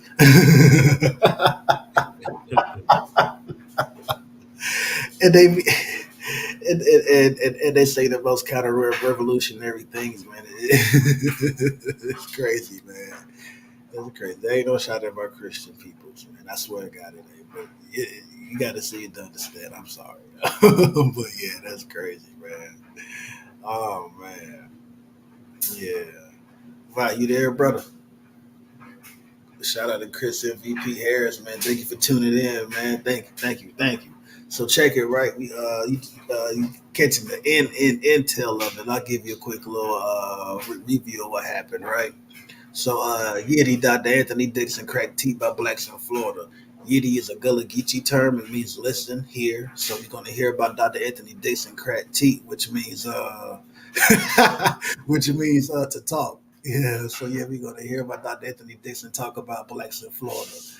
Oh man, that brother Cuban be all up, man. He be busy, man. He be busy, man. I feel you, bro. But yeah, Shout out to brother Cupid, bro. That's my brother, man. And again, appreciate you for tuning in. Appreciate you. So yeah, in this conversation he's having with Rock Newman, right?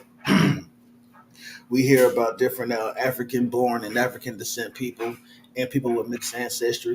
For some examples, you got Abraham, John Horse, and John Caesar. All different, who all did play different parts of three different Gullah slash Seminole wars, right? We talk about how he writes, and again, he's a black expert. We're not getting this from no book, from no white dude from Florida with this pseudo information like other people are, you know. So yeah, and he's talking about how even the whole mindset to escape slavery, get freedom, and build this black nation in North Florida was Pan African, and then he explains and expounds on how. You know what I mean? Because yeah, a lot of Congo centered people are there, but you got different tribes. At that point, it's an homogenous group of Africans. You know what I mean? So to come together, get freedom. We got these different laws in play. We talk about the edict. You know what I mean?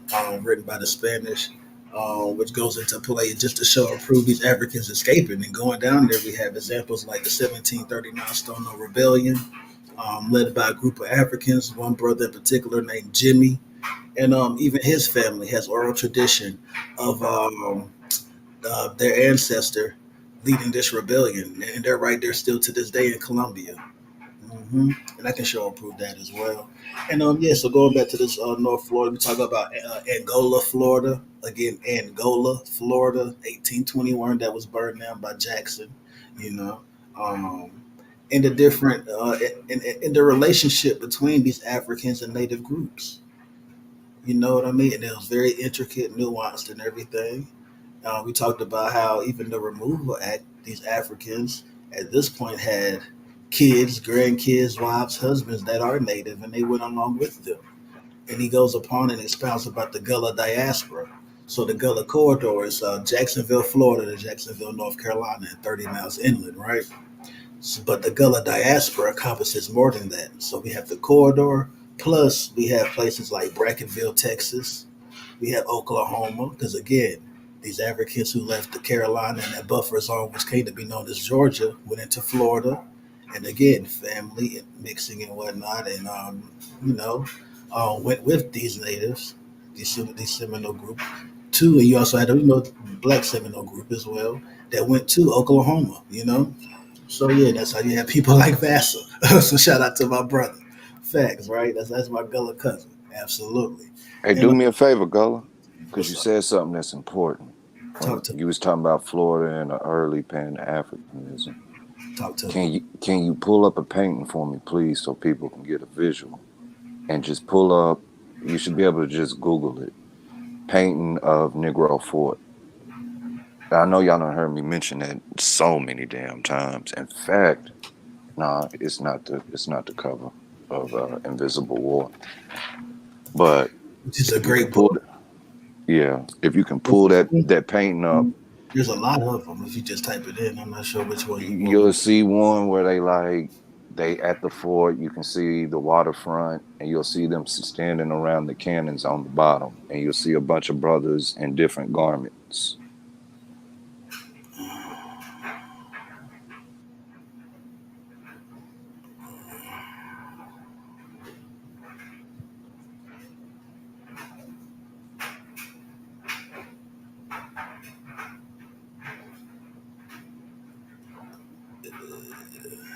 I think this is what you're referring to. You have to look and find that out.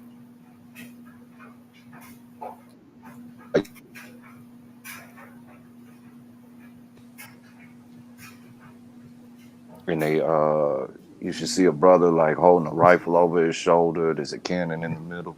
Is this it? Bullseye. All right. And that's what you'll hear me talk about that painting so much, saying that's a damn. If you look at what it's depicting all those different walks of life coming together. Warriors from Bondage, the attack of Negro Fort on the Appalachia River, 1816. So it's John Walker's studio. That's like one of my favorite paintings. I don't know if TK out there in the chats, but just Depiction of Andrew Jackson and Chief William Weatherford Treaty of Fort Jackson. Are these? You see, we have these pictures, right? Which are, we have these right here, right? You And know, then there's a painting of them real burning quick, down Abraham's town. real quick. A volunteer in the war recruited. We shoot them like dogs. African side of it. Red sticks with the start of the war, aiding in the assault and destruction of Fort Mills. Damn, Africans. But go ahead. What you say? Oh, you can even find. You might have to go to the US.gov to find this one, the Library of Congress thing. But there's a painting of them burning Abraham's town. I can't pronounce the name of it, man. It's I think it started with a P. I ain't even gonna try to slop it. But I had a phone call, so I missed a lot of what was going on. Hold on, that says July 27th. Can we stop right there? I On the phone. gotta, because that's today's date, but that's also something else. That paint you just showed, did that say? Can you pull that back up real quick? Make sure my eyes wasn't tripping. Hold on.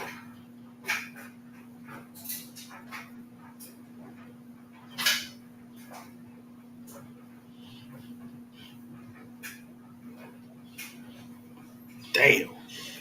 Damn, son, where'd you find this? July 27th, 1816, the Negro Fort Massacre. Holding it down for the ancestors, yo. Each one teach one. That shit crazy how the ancestors work, bro. Not to get all spooky and shit, but yeah, man. July 27th, 1816. Gullah Grill TV, fuck with me. Good luck, Vi. That's what I'm saying. My Gullah cousin right there, man. Get it in over here. That's dope. Big up.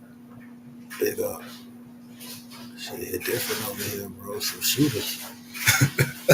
Some shooters over here, man. This shit crazy, man. That's what's up. Big up, bro. Shit show.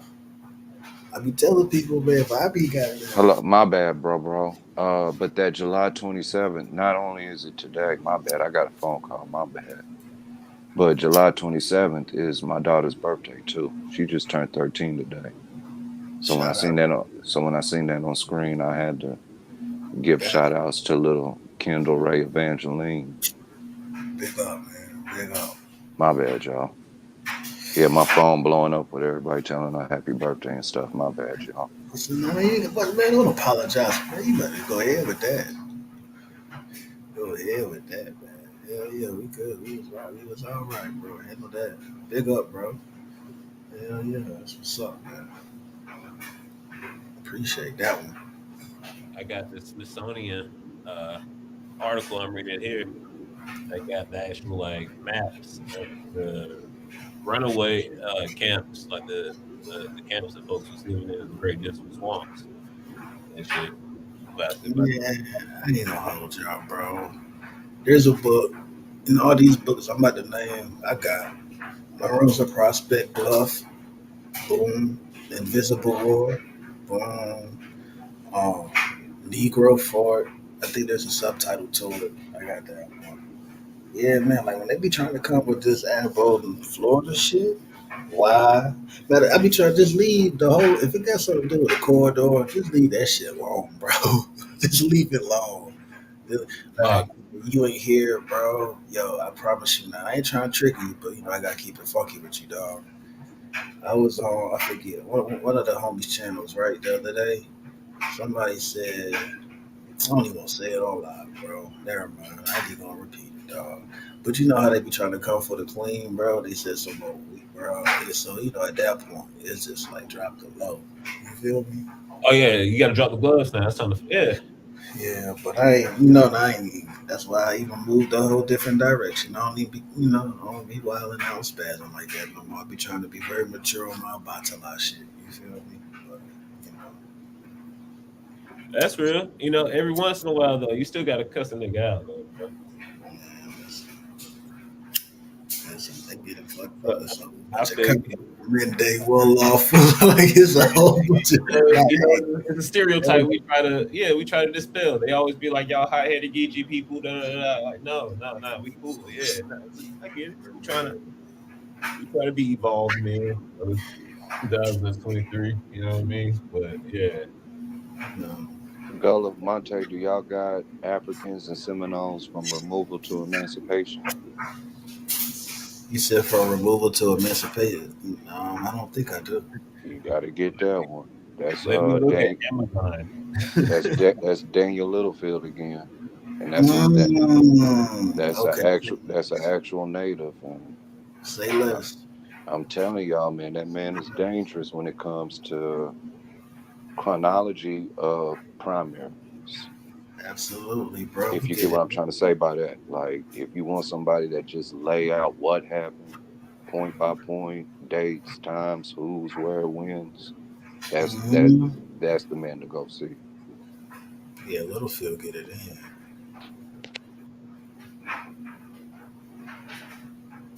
Littlefield definitely get it in, bro. There's so much stuff, man. It's too many. You Like, got a did land you? before we die. I don't got that one. That's Nope. a good. That's a good one. That's a good one. That's how I found the story of Pompeii. Okay. You know how we talk about him. For those that don't know, Pompeii factor. I don't want to go too much deeper, but Gully, you know why that ring Yeah. bells my way. Yeah. That's how. In that book is how I found the actual story of how he got his Medal of Honor. Y'all see this? Oh Lord, they gonna say those are people. Yeah, yeah, you fell for that one. Say what? You fell for that one. They gonna say those are Yeah, people. ma, I see. Yeah, ma, I see. I see you, ma. And the Guale. Oh, Monte, you missed it, bro. I was on somebody's channel the other day. And remember that book I got with the Indian self portraits and shit? Yeah, Yo, I show, bro. I ain't even go too far. Like when I be showing stuff, like certain stuff, I don't be going too deep and nothing like that. Matter of fact, I might pull it. Nah, I ain't gonna do it to him. But that one right there, bro. Oh my god, that thing right there, terrible. That thing terrible, bro. Oh my god, that thing a body bag. We trying to tell him about just be the cut chilling, bro. If I too, if I be in the cut. You feel me? Shit, I don't need that, man. Listen, where is it at? Yeah, man, that shit crazy. Y'all want another book? Go ahead, kick it. Freedom on the Border, the Seminole Maroons Yup, in Florida. You got that one? yup, Okay. You got Porter's book, The Black Seminoles. yup. Okay. Check this one. Hold on, hold on. Let me go back to it. I wish there was just like a. It probably is. So I ain't gonna say it because I'm gonna sound slow. It gotta be a shortcut to share screen. It gotta. You see this one?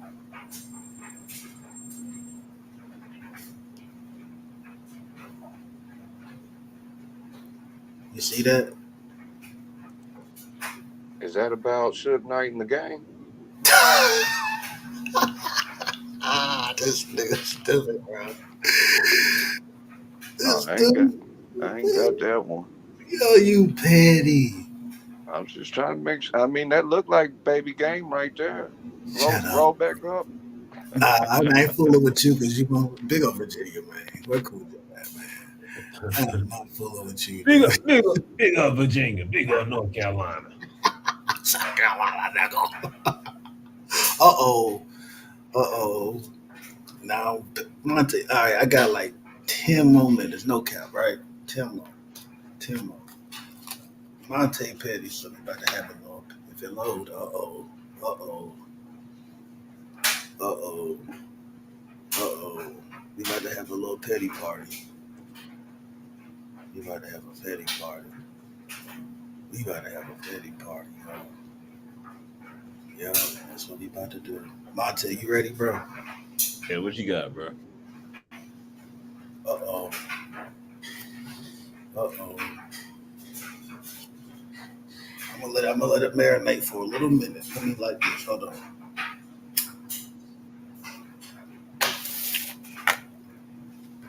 We gonna go through this some of this book. We gonna go through some of it. And We gonna see who look like who. Okay. Oh yeah, you super petty. No, I'm not. We about to have some fun. What this say? Southeastern Indians life portraits, right? Catalog of pictures because they love pictures, right? So I'm going with the logic. They talk about pictures, correct? They Yeah. saying that black people is the real people, is the first, the Aboriginal, and and by black people talking about African was quote unquote so called African American, correct? I mean, They everybody it's knows going if back to the it's black. 1500s, correct? Ain't that what they be saying? Everybody knows if the pictures are black and white, they're black people. You know, that's like the automatic. 1564, 1935, bro. We're gonna get busy. That's, and they said that's the rule they always say, right? If it's in black and white, that's a black person. Show me a great ape in this book. What this say, bro? And they said the The natives natives of Florida. of Florida worship the column erected by the commander on his first voyage. That's the That's thing. true. That's That look like old world Florida to me. I ain't gonna hold you. This guy right here. yeah, that ain't me. Mm. You don't know. You don't know what That's Red what I Rice is. mean, bro. Look, I don't know. We're gonna keep it going. One See, people, whatever his oh, name is, what's this? DeSoto, whatever his name was. Ceremonies performed by who? Do they claim that tribe? I don't know. Do they even know about it? Probably not. Don't say too much. I'm not. If they do, I maybe know what they look like. They go by pictures. I got a book of pictures. We can get busy. What's up? What's up, boy? Name that be on Garfield channel? I don't know. California, California boy. I don't know. I I be don't know. forgetting. That's a body bag, old boy. I don't know. I don't know. You know who I'm talking about? Old dude, nigga. That said he came over on the You had him on your channel, bro. Buddy that you interviewed on here that talked about he had to get his sources. He was on his grandbaby computer. Couldn't get it. Interview somebody, bro. Nah, bro, was the dude who said he got the Oklahoma. He from Oklahoma. He said he got the Oklahoma on the Great Migration. Who from Oklahoma? Right, it was this Yo, one. what? Yo, you're what the? This is It, a what's this right here? that is crazy.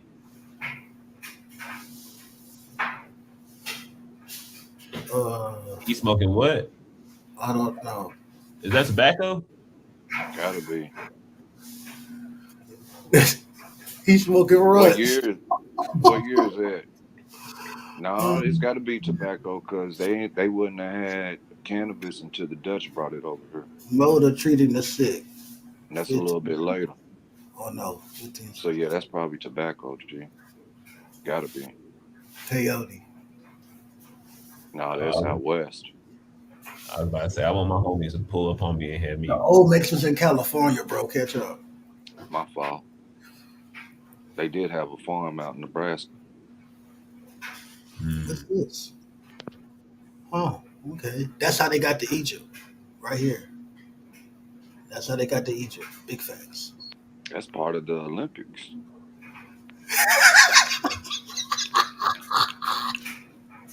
What the fuck? Oh shit! See when they say gator bait, that's what they really talking about. Now go back to that picture. Notice ain't no cows, ain't no pigs on that. That's Right important here, to remember. No, where they was cooking. right here. Yeah, there you go. You see what they eating. Was that snakes? I see a snake. I see an Good. alligator. I see some fish. Yeah, no, I don't see no barbecue. Lucas is Maybe that's giving maybe themselves that's a no baby. bro. Maybe that's a You know, baby baby deer. Where the cornbread at?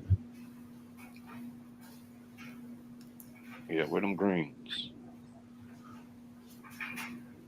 Yeah, my man holding an iguana in his hand. He's selfish as hell. He was. Why he ain't sharing with his people? Yo, yo.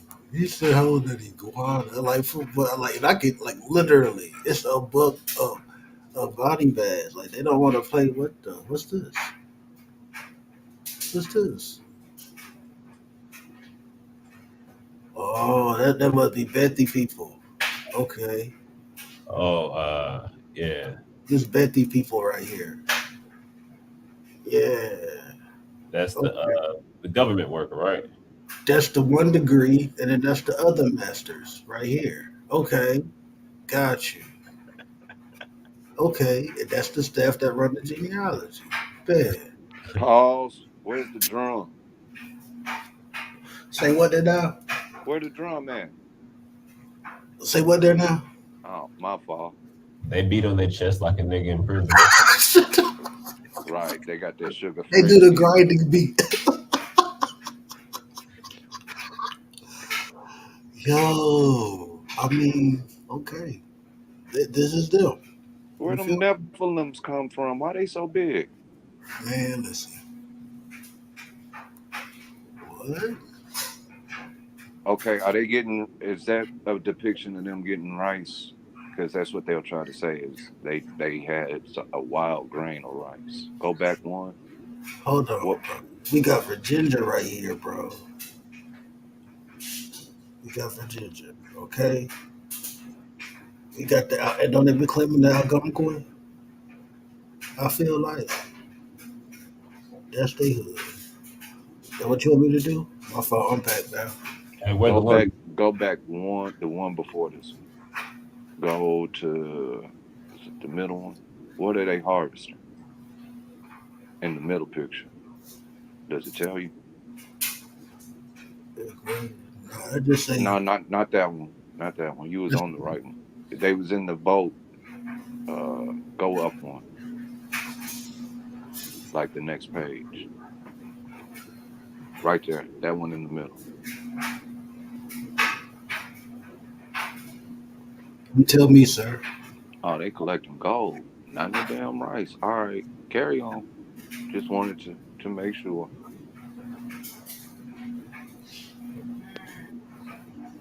See, the rice was called Oklahoma gold. Facts. It cooks sooner than you know it. What is this? Man, look, bro. I don't know, man. Go back where they was sending that text message. Text message. This Go nigga. backwards. That big ass fire. They was sending the text. It was a group text Yo, I'm weak. right there. Yeah, that's the first iPhone. Because you got to see with your third eye. Facts. What are they doing? Where the Lumbies at, Doja? Okay, see, they got their rattles. You still don't see a drum yet out east. Yo, who is doing this? Oh, shoot. That's where the Hindu stuff come from. He saw that and thought they was the Indians in India. They go Yeah, to say text. what's happening to the right? My man got his back turned to everybody. Now go back to that picture. Nah, yo, chill, fam. I'm good, bro. Go ahead, man. What is this, bro? He looked like Buddy that was in the movie. Pokemon. Yo, I mean, oh, what is this? What is this? Not the Power 10. Oh, shit. And they're gonna be like that middle picture at the bottom. That look, what color is that man? Not the Power 10, bro. Indians in 17th century, published by the Virginia 350th Anniversary Celebration Corporation, Williamsburg, 1950. Yo, not the Power 10. Yo,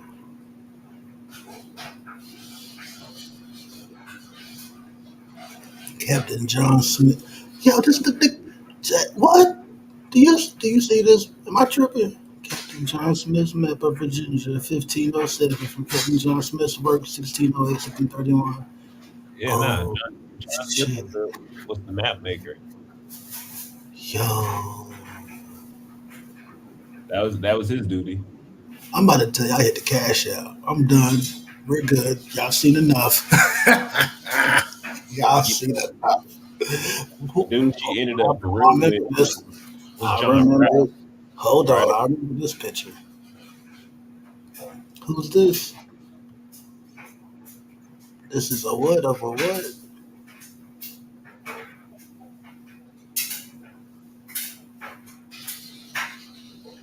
Indian of Virginia. Hmm. Interesting. Who's this? But Simon on some Bender. real shit, Hold this up. be the type of books I like though, Color. Do you see this, sir? Because I could be Easter egg and ain't that Sir, what they do call you it? see this? Mm-hmm. Polka who?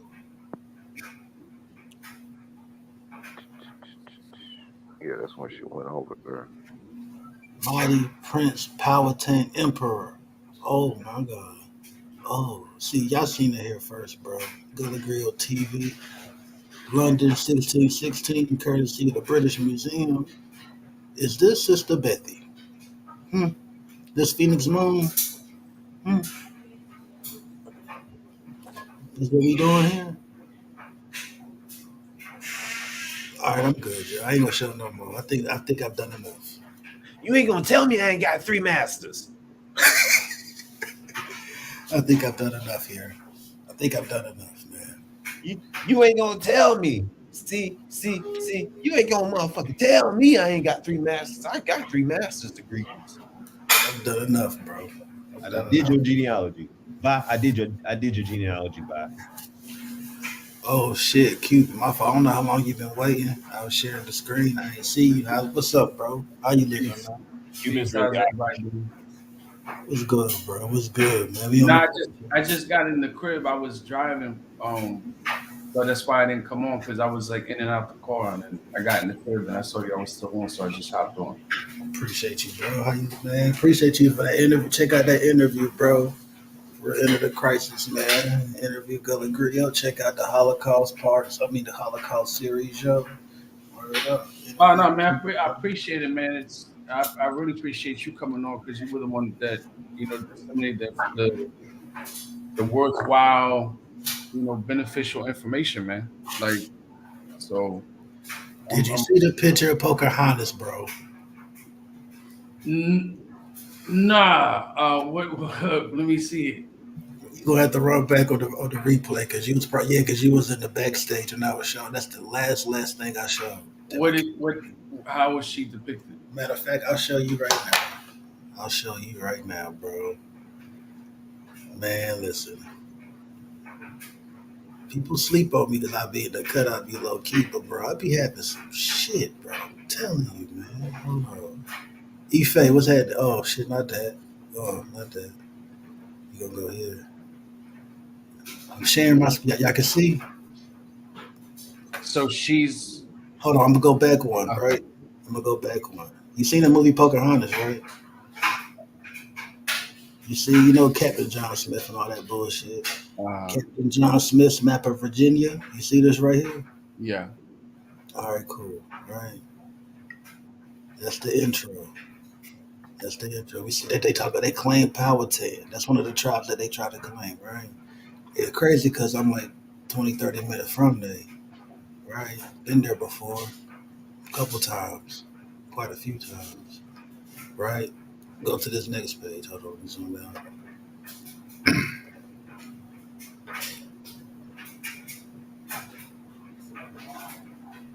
You see figure 85? Can you read that, brother? Make sure I ain't tripping. Uh, it says Pocahontas. Yeah, I see it. Yeah. Rebecca, daughter of the mighty Prince Powhatan Emperor. Yeah, all that. Virginia. So that's Phoenix Moon, bro. Mm. Yeah.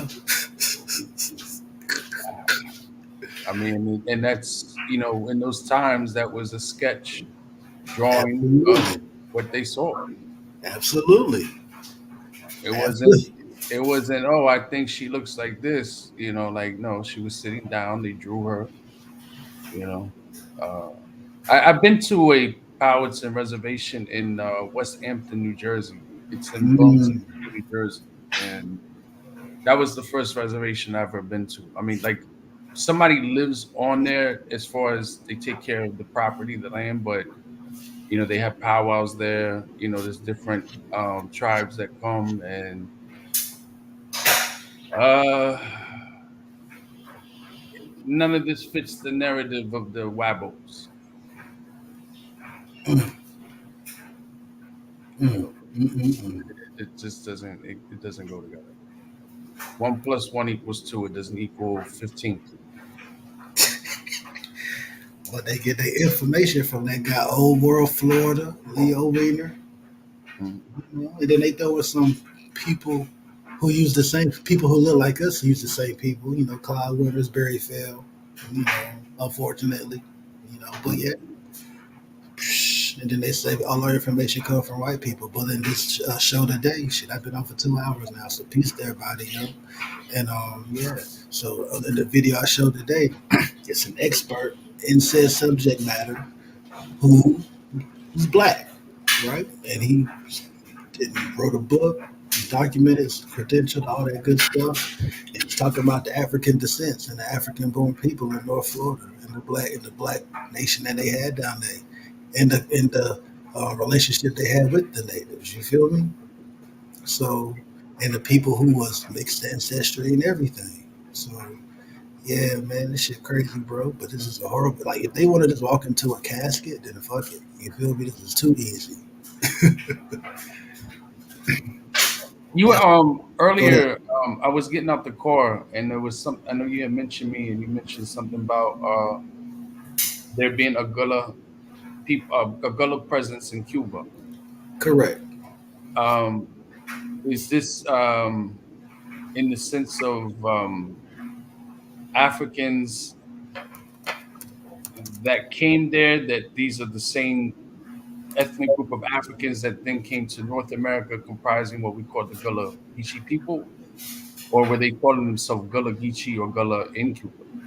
These are like these are Gullah descent people who moved to Cuba. Mm. So they weren't enslaved or resold. Like they themselves Correct. independently said, "We're going to go there." Correct. Wow, This, Correct. this is what wow. this is after the Second Seminole War, right? Correct. That's what yeah, that's what Doc was saying his book was about. A lot of them going to Cuba after the Second Seminole War. Yeah, and even still to this day, there's we practice that. There's a political organization based out of Charleston, South Carolina called Low Country Action, right? And they've been going back and forth, and it's a group of young. We would call them young people. They're still in the 20s, yo. You feel me? And yeah, and they've been going back and forth for the past 5 years, and they've been holding it down. Some of them, like we all got real jobs and stuff. Some of them are teachers in the high schools and everything. You feel me? So shout out to Low Country Action. Look up their Instagram page and everything, and they really get it in as well too, as far as pushing political awareness, the history and the connection between um, the Low Country and the different places in the diaspora, specifically Cuba. People don't know Oyo Tunji is founded by a brother who's from Detroit, yes, but he got initiated in Cuba. You feel me? And then he came back to the North America, and I mean he wanted to get to the most African place he could find here, and Gullah Geechee land. So yeah, big up to Sheldon, South Carolina. So And, yeah, when you say he got initiated in Cuba, he got initiated in as far as what, like Abaquá or Palo or Lucami, Ifa? Like, is there anything specific? Does it detail it was what? Ishe. Okay, so it Yeah, would but to Lucami. be all the way honest with you, bro, yeah, it does have the Luca meat aspects with it as well. So yeah, so there is a mix, correct? There is a mix. Got you. Yeah, that's just being all the way funky. Yeah, You feel me? and that's still like here in Miami, it's prevalent even with Cubans that they will, and I mean that's a whole nother subject, but they will mix isheshe with luca meat, and then there's Black Americans who do it as well. Hmm. Yeah, Yeah. yeah, yeah. That is the thing. That's and that's not a knock, nothing like that. All your Tuji is still certified over there in Nigeria and everything. We have Bibles that come back and forth all the time. I think there's like three that's been there for I don't know how many years. I played the video on my channel. Um, there was a I don't know why, but Oyo Tuji came up with some talking point on some pseudo channel, and I made a video about the origins of it. Mhm. In that video, I play a video of the current Baba Oyo Tuji and how it all started. You feel me? And yeah, but then there's a Bible. It's funny because some people thought that he was he was African American, but no, he's born in he was born on the continent. You feel me? So yeah, but he's around. It's like a whole crowd of Gullah Geechee people and whatnot, and you wouldn't be able to tell who's who just off of looking. You feel me? Like, oh, that's African American, or that's a whatever, So yeah, go ahead, Bob. What's up, bro? Mm. Yeah, my bad. I just wanted to say peace to Cuban. I got another phone call. Didn't get to greet him, but what's going Oh on, Cuban? no, brother, how you been? Peace, man. I'm good. I'm good. I'm glad to see you popped up back on your YouTube stuff, man. I'm gonna say that again and again and again. I'll be happy when I see you go live, bro. Oh man, Absolutely. I appreciate it, man. You guys are always welcome to, if you want to do a show, you're always welcome to come in the chat. The doors are always open for y'all, man. I was bugged out when I seen you. You was playing. Is his name Khalid Yasin? I think that's his name. Uh-huh. Yeah, I don't know too much about Islam, but a few years ago, man, that man almost converted my ass. I don't mean to cuss, but he had me hooked. Ooh, Yeah, that was yeah, years ago. I like old boy.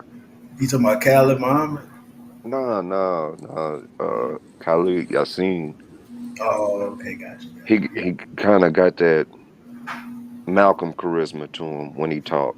Like he make you pay attention when he's speaking. yeah, yeah. And it's that real charisma, not that uh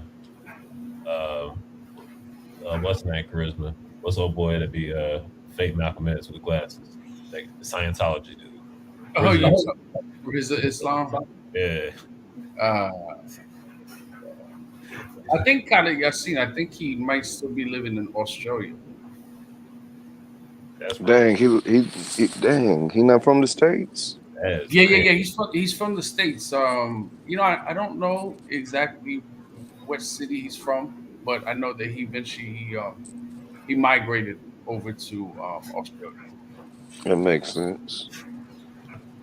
Is there a reason why? Mm, I really don't know. I don't know too much about, like, I've never met him.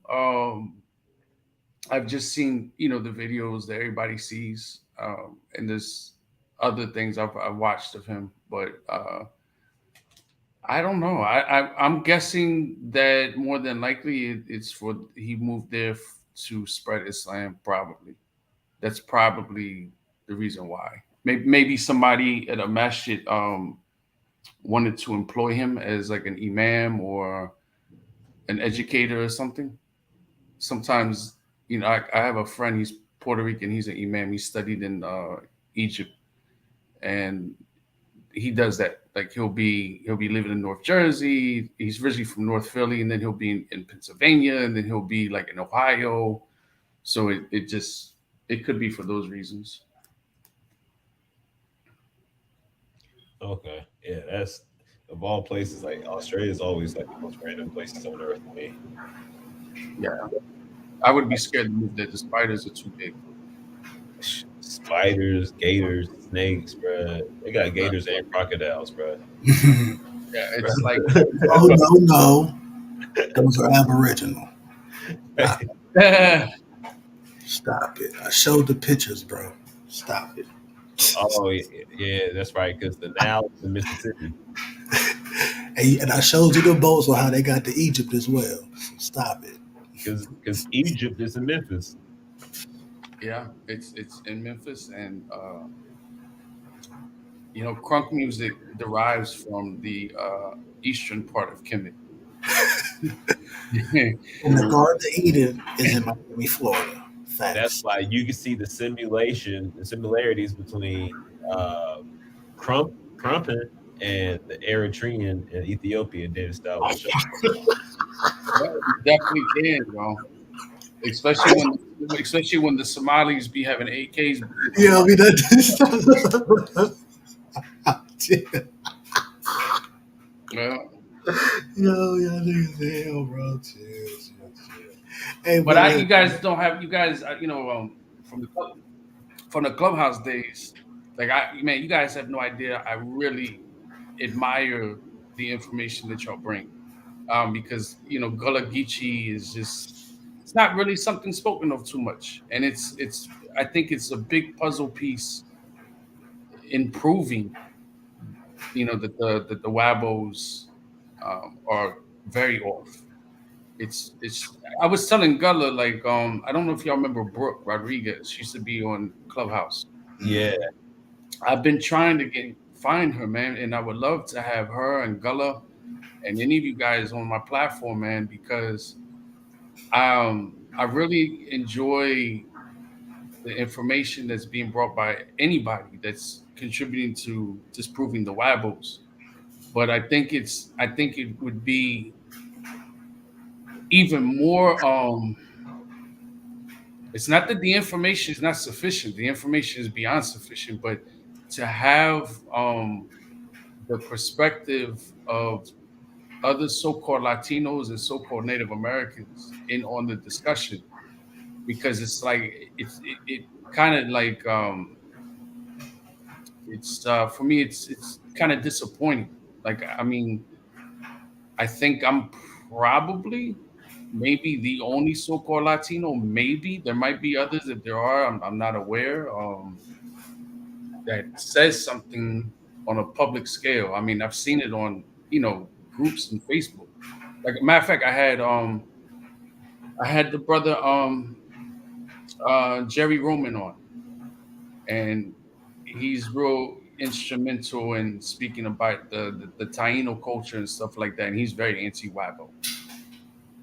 But if everybody could get together with the various ethnicities and showing the history of the cultures, disproving it, I think that would be fucking that shit would be an atomic bomb, bro. Like, because it's just like how can what's anybody gonna bring? What's anybody gonna bring that's at all gonna discredit people speaking on their culture, disproving this false narrative? man, that's peace, bro, and I'm with it, man. I'm with it. I got Cuban, you want a super dagger for that? You know what I'll take? You remember in The Last Dragon where Bruce Leroy's nunchuck started glowing? I'll take Hmm. a glowing nunchuck. Bet. I'm gonna give you not only are they gonna glow, they're gonna have that damn LED. We gonna bring in Gullah on this with the AI art. When you oh, spin no, them, it's gonna don't, say bullshit. don't tell them. I'm giving pull up, rose up. pull up Don't King tell. Miguel de Boreia and read his coronation part in Wikipedia, bro. And I swear, if you just read through that, you're gonna have the ultimate knife in your hand when you're done. Say it one more time for the audience, bro. Uh, King Miguel de Boreia is I'll spell the last name. B Like U Noriega. Like yeah Noriega. Okay. And Buria, and you're gonna and find he him in Venezuela. okay. So was he like a Spaniard in Venezuela, or was he someone that was African or indigenous and African, or was he like mixed? Was he not that it matters. I mean, to me, I don't give a fuck what you look like as long as the information is correct. I mean, you could have fucking web toes for all I care. But just out of curiosity, if you know.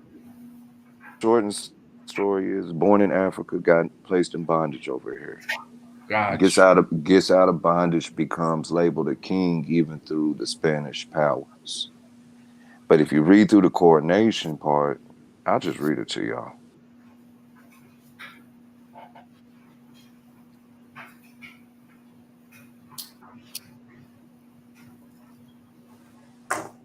That way we can all have it.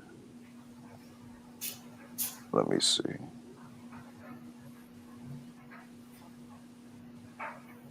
This is my one of my favorite go-to stories. Let me get back out of this. Did that pop up in the chat thing, y'all? Yeah. The Boria. Okay. King Miguel the Black. Uh, he was formerly enslaved in San Juan, Puerto Rico. He reigned as king in modern day state of Lara, Venezuela. Very interesting. Very, very. Just that alone is it says a lot. I mean, just for a little backdrop on Puerto Rico, like so, Puerto Rico was originally Boricuan. That was after Boricua, and when the Spanish came there, they call it Puerto Rico, rich port, and San Juan. Um, uh, Hold on, let me get my history right here. San Juan. Damn it! I was it left my mind. It left my brain, bro. But that, yeah, yeah. The point is of course it's in the diaspora, and hopefully people should know that that's a place that's heavily populated with Africans, and something too is like even with Cuba is like you go to a section of Cuba and there's people there that came from Haiti, like not recently, they've been there for a long time. So there is an admixture of Africans that came to Haiti that then went to Cuba, that you have people that are mixed with them, from that bloodline, and then in Puerto Rico there's areas, I guess, depending on the island and what other places in the Caribbean are near that particular part of the island, they adopt elements from those other neighboring islands into Puerto Rico. So it's not just a one-dimensional culture, like it's solely just this culture. There's an admixture. Go up, Gola, if you don't mind, to where it says the coronation part, and look for Look for what? Early life, the kingdom. Go to what part? Oh, I see it. Coordination. All right, look for what?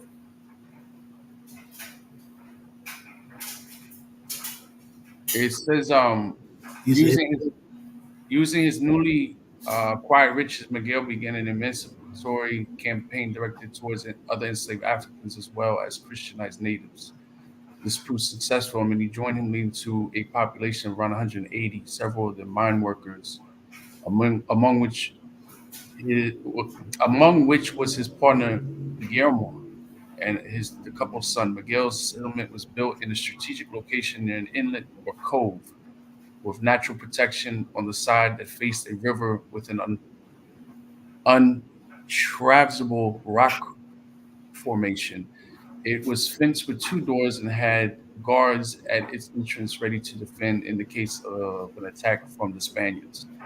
The exact location, however, is unclear. Sources place his kingdom in the proximity of the current city of Barak Azmito, or the municipality of Negra, Negra in the state of Yacoy. According to Edgar Estevez Gonzalez de Niebla, whoever speculated that he lived in a Pumba, a settlement of Africans who escaped slavery located near the mountains. That makes sense. So you're talking what they would call the campos, the mountains, the matanza. So that would make sense because they could go and hide and have protection from the environment. You know, they're at an elevation where they can see what's coming, and that's like the shit that Kind the of like Marines the Maroons. exactly. The population was said to number at least 100 by the time of his coronation. Reports place as many as 180 individuals during the settlement's peak. Herrera makes mention that the Africans had moved to a land in a hard place in his account about the attack of Nueva Sequaba de Barac, Bar, God damn it, yo. Mito, but no other known document references. According to Spanish documents, a hierarchy was created and the women were assigned to the men, arbitrarily establishing the composition of the representative of the respective couples. Among the settlers was one that had been known as El Conigo, the priest, likely a shaman in the vein of African tradition. In the mines, a background that inspired Miguel to name his bishop of his kingdom. The cleric had a church erected where daily masses were held. Given his origins in Puerto Rico and his dominance of the language, Miguel was quite familiarized with the 15th century Spanish society and institutions. He organized his followers in accordance in these. In a ceremony, Miguel was sworn in as king by the bishop. Guamon was recognized as queen and his son prince, completing the succession line. The contingent of Africans was joined by the natives from the region and their recognition as king. He established a royal house and made use of every European regal role that he knew of. His most loyal collaborators were given the title of ministers, others were named royal officers. That chapter, right? Well, that paragraph goes heavy into understanding synchronization. How we was talking a couple of days ago, Gullah. And if you pay attention, he set up his own church, but put African priests in respective positions. But keep going down, because that wasn't the Hey, dagger that Rosie, you was. bro, you got to do a part two, bro. I'm about to get ready to go to work, bro. Yeah. So we gonna finish this later on, man. Yeah. I gotta wrap this up. Go ahead and shoot the work.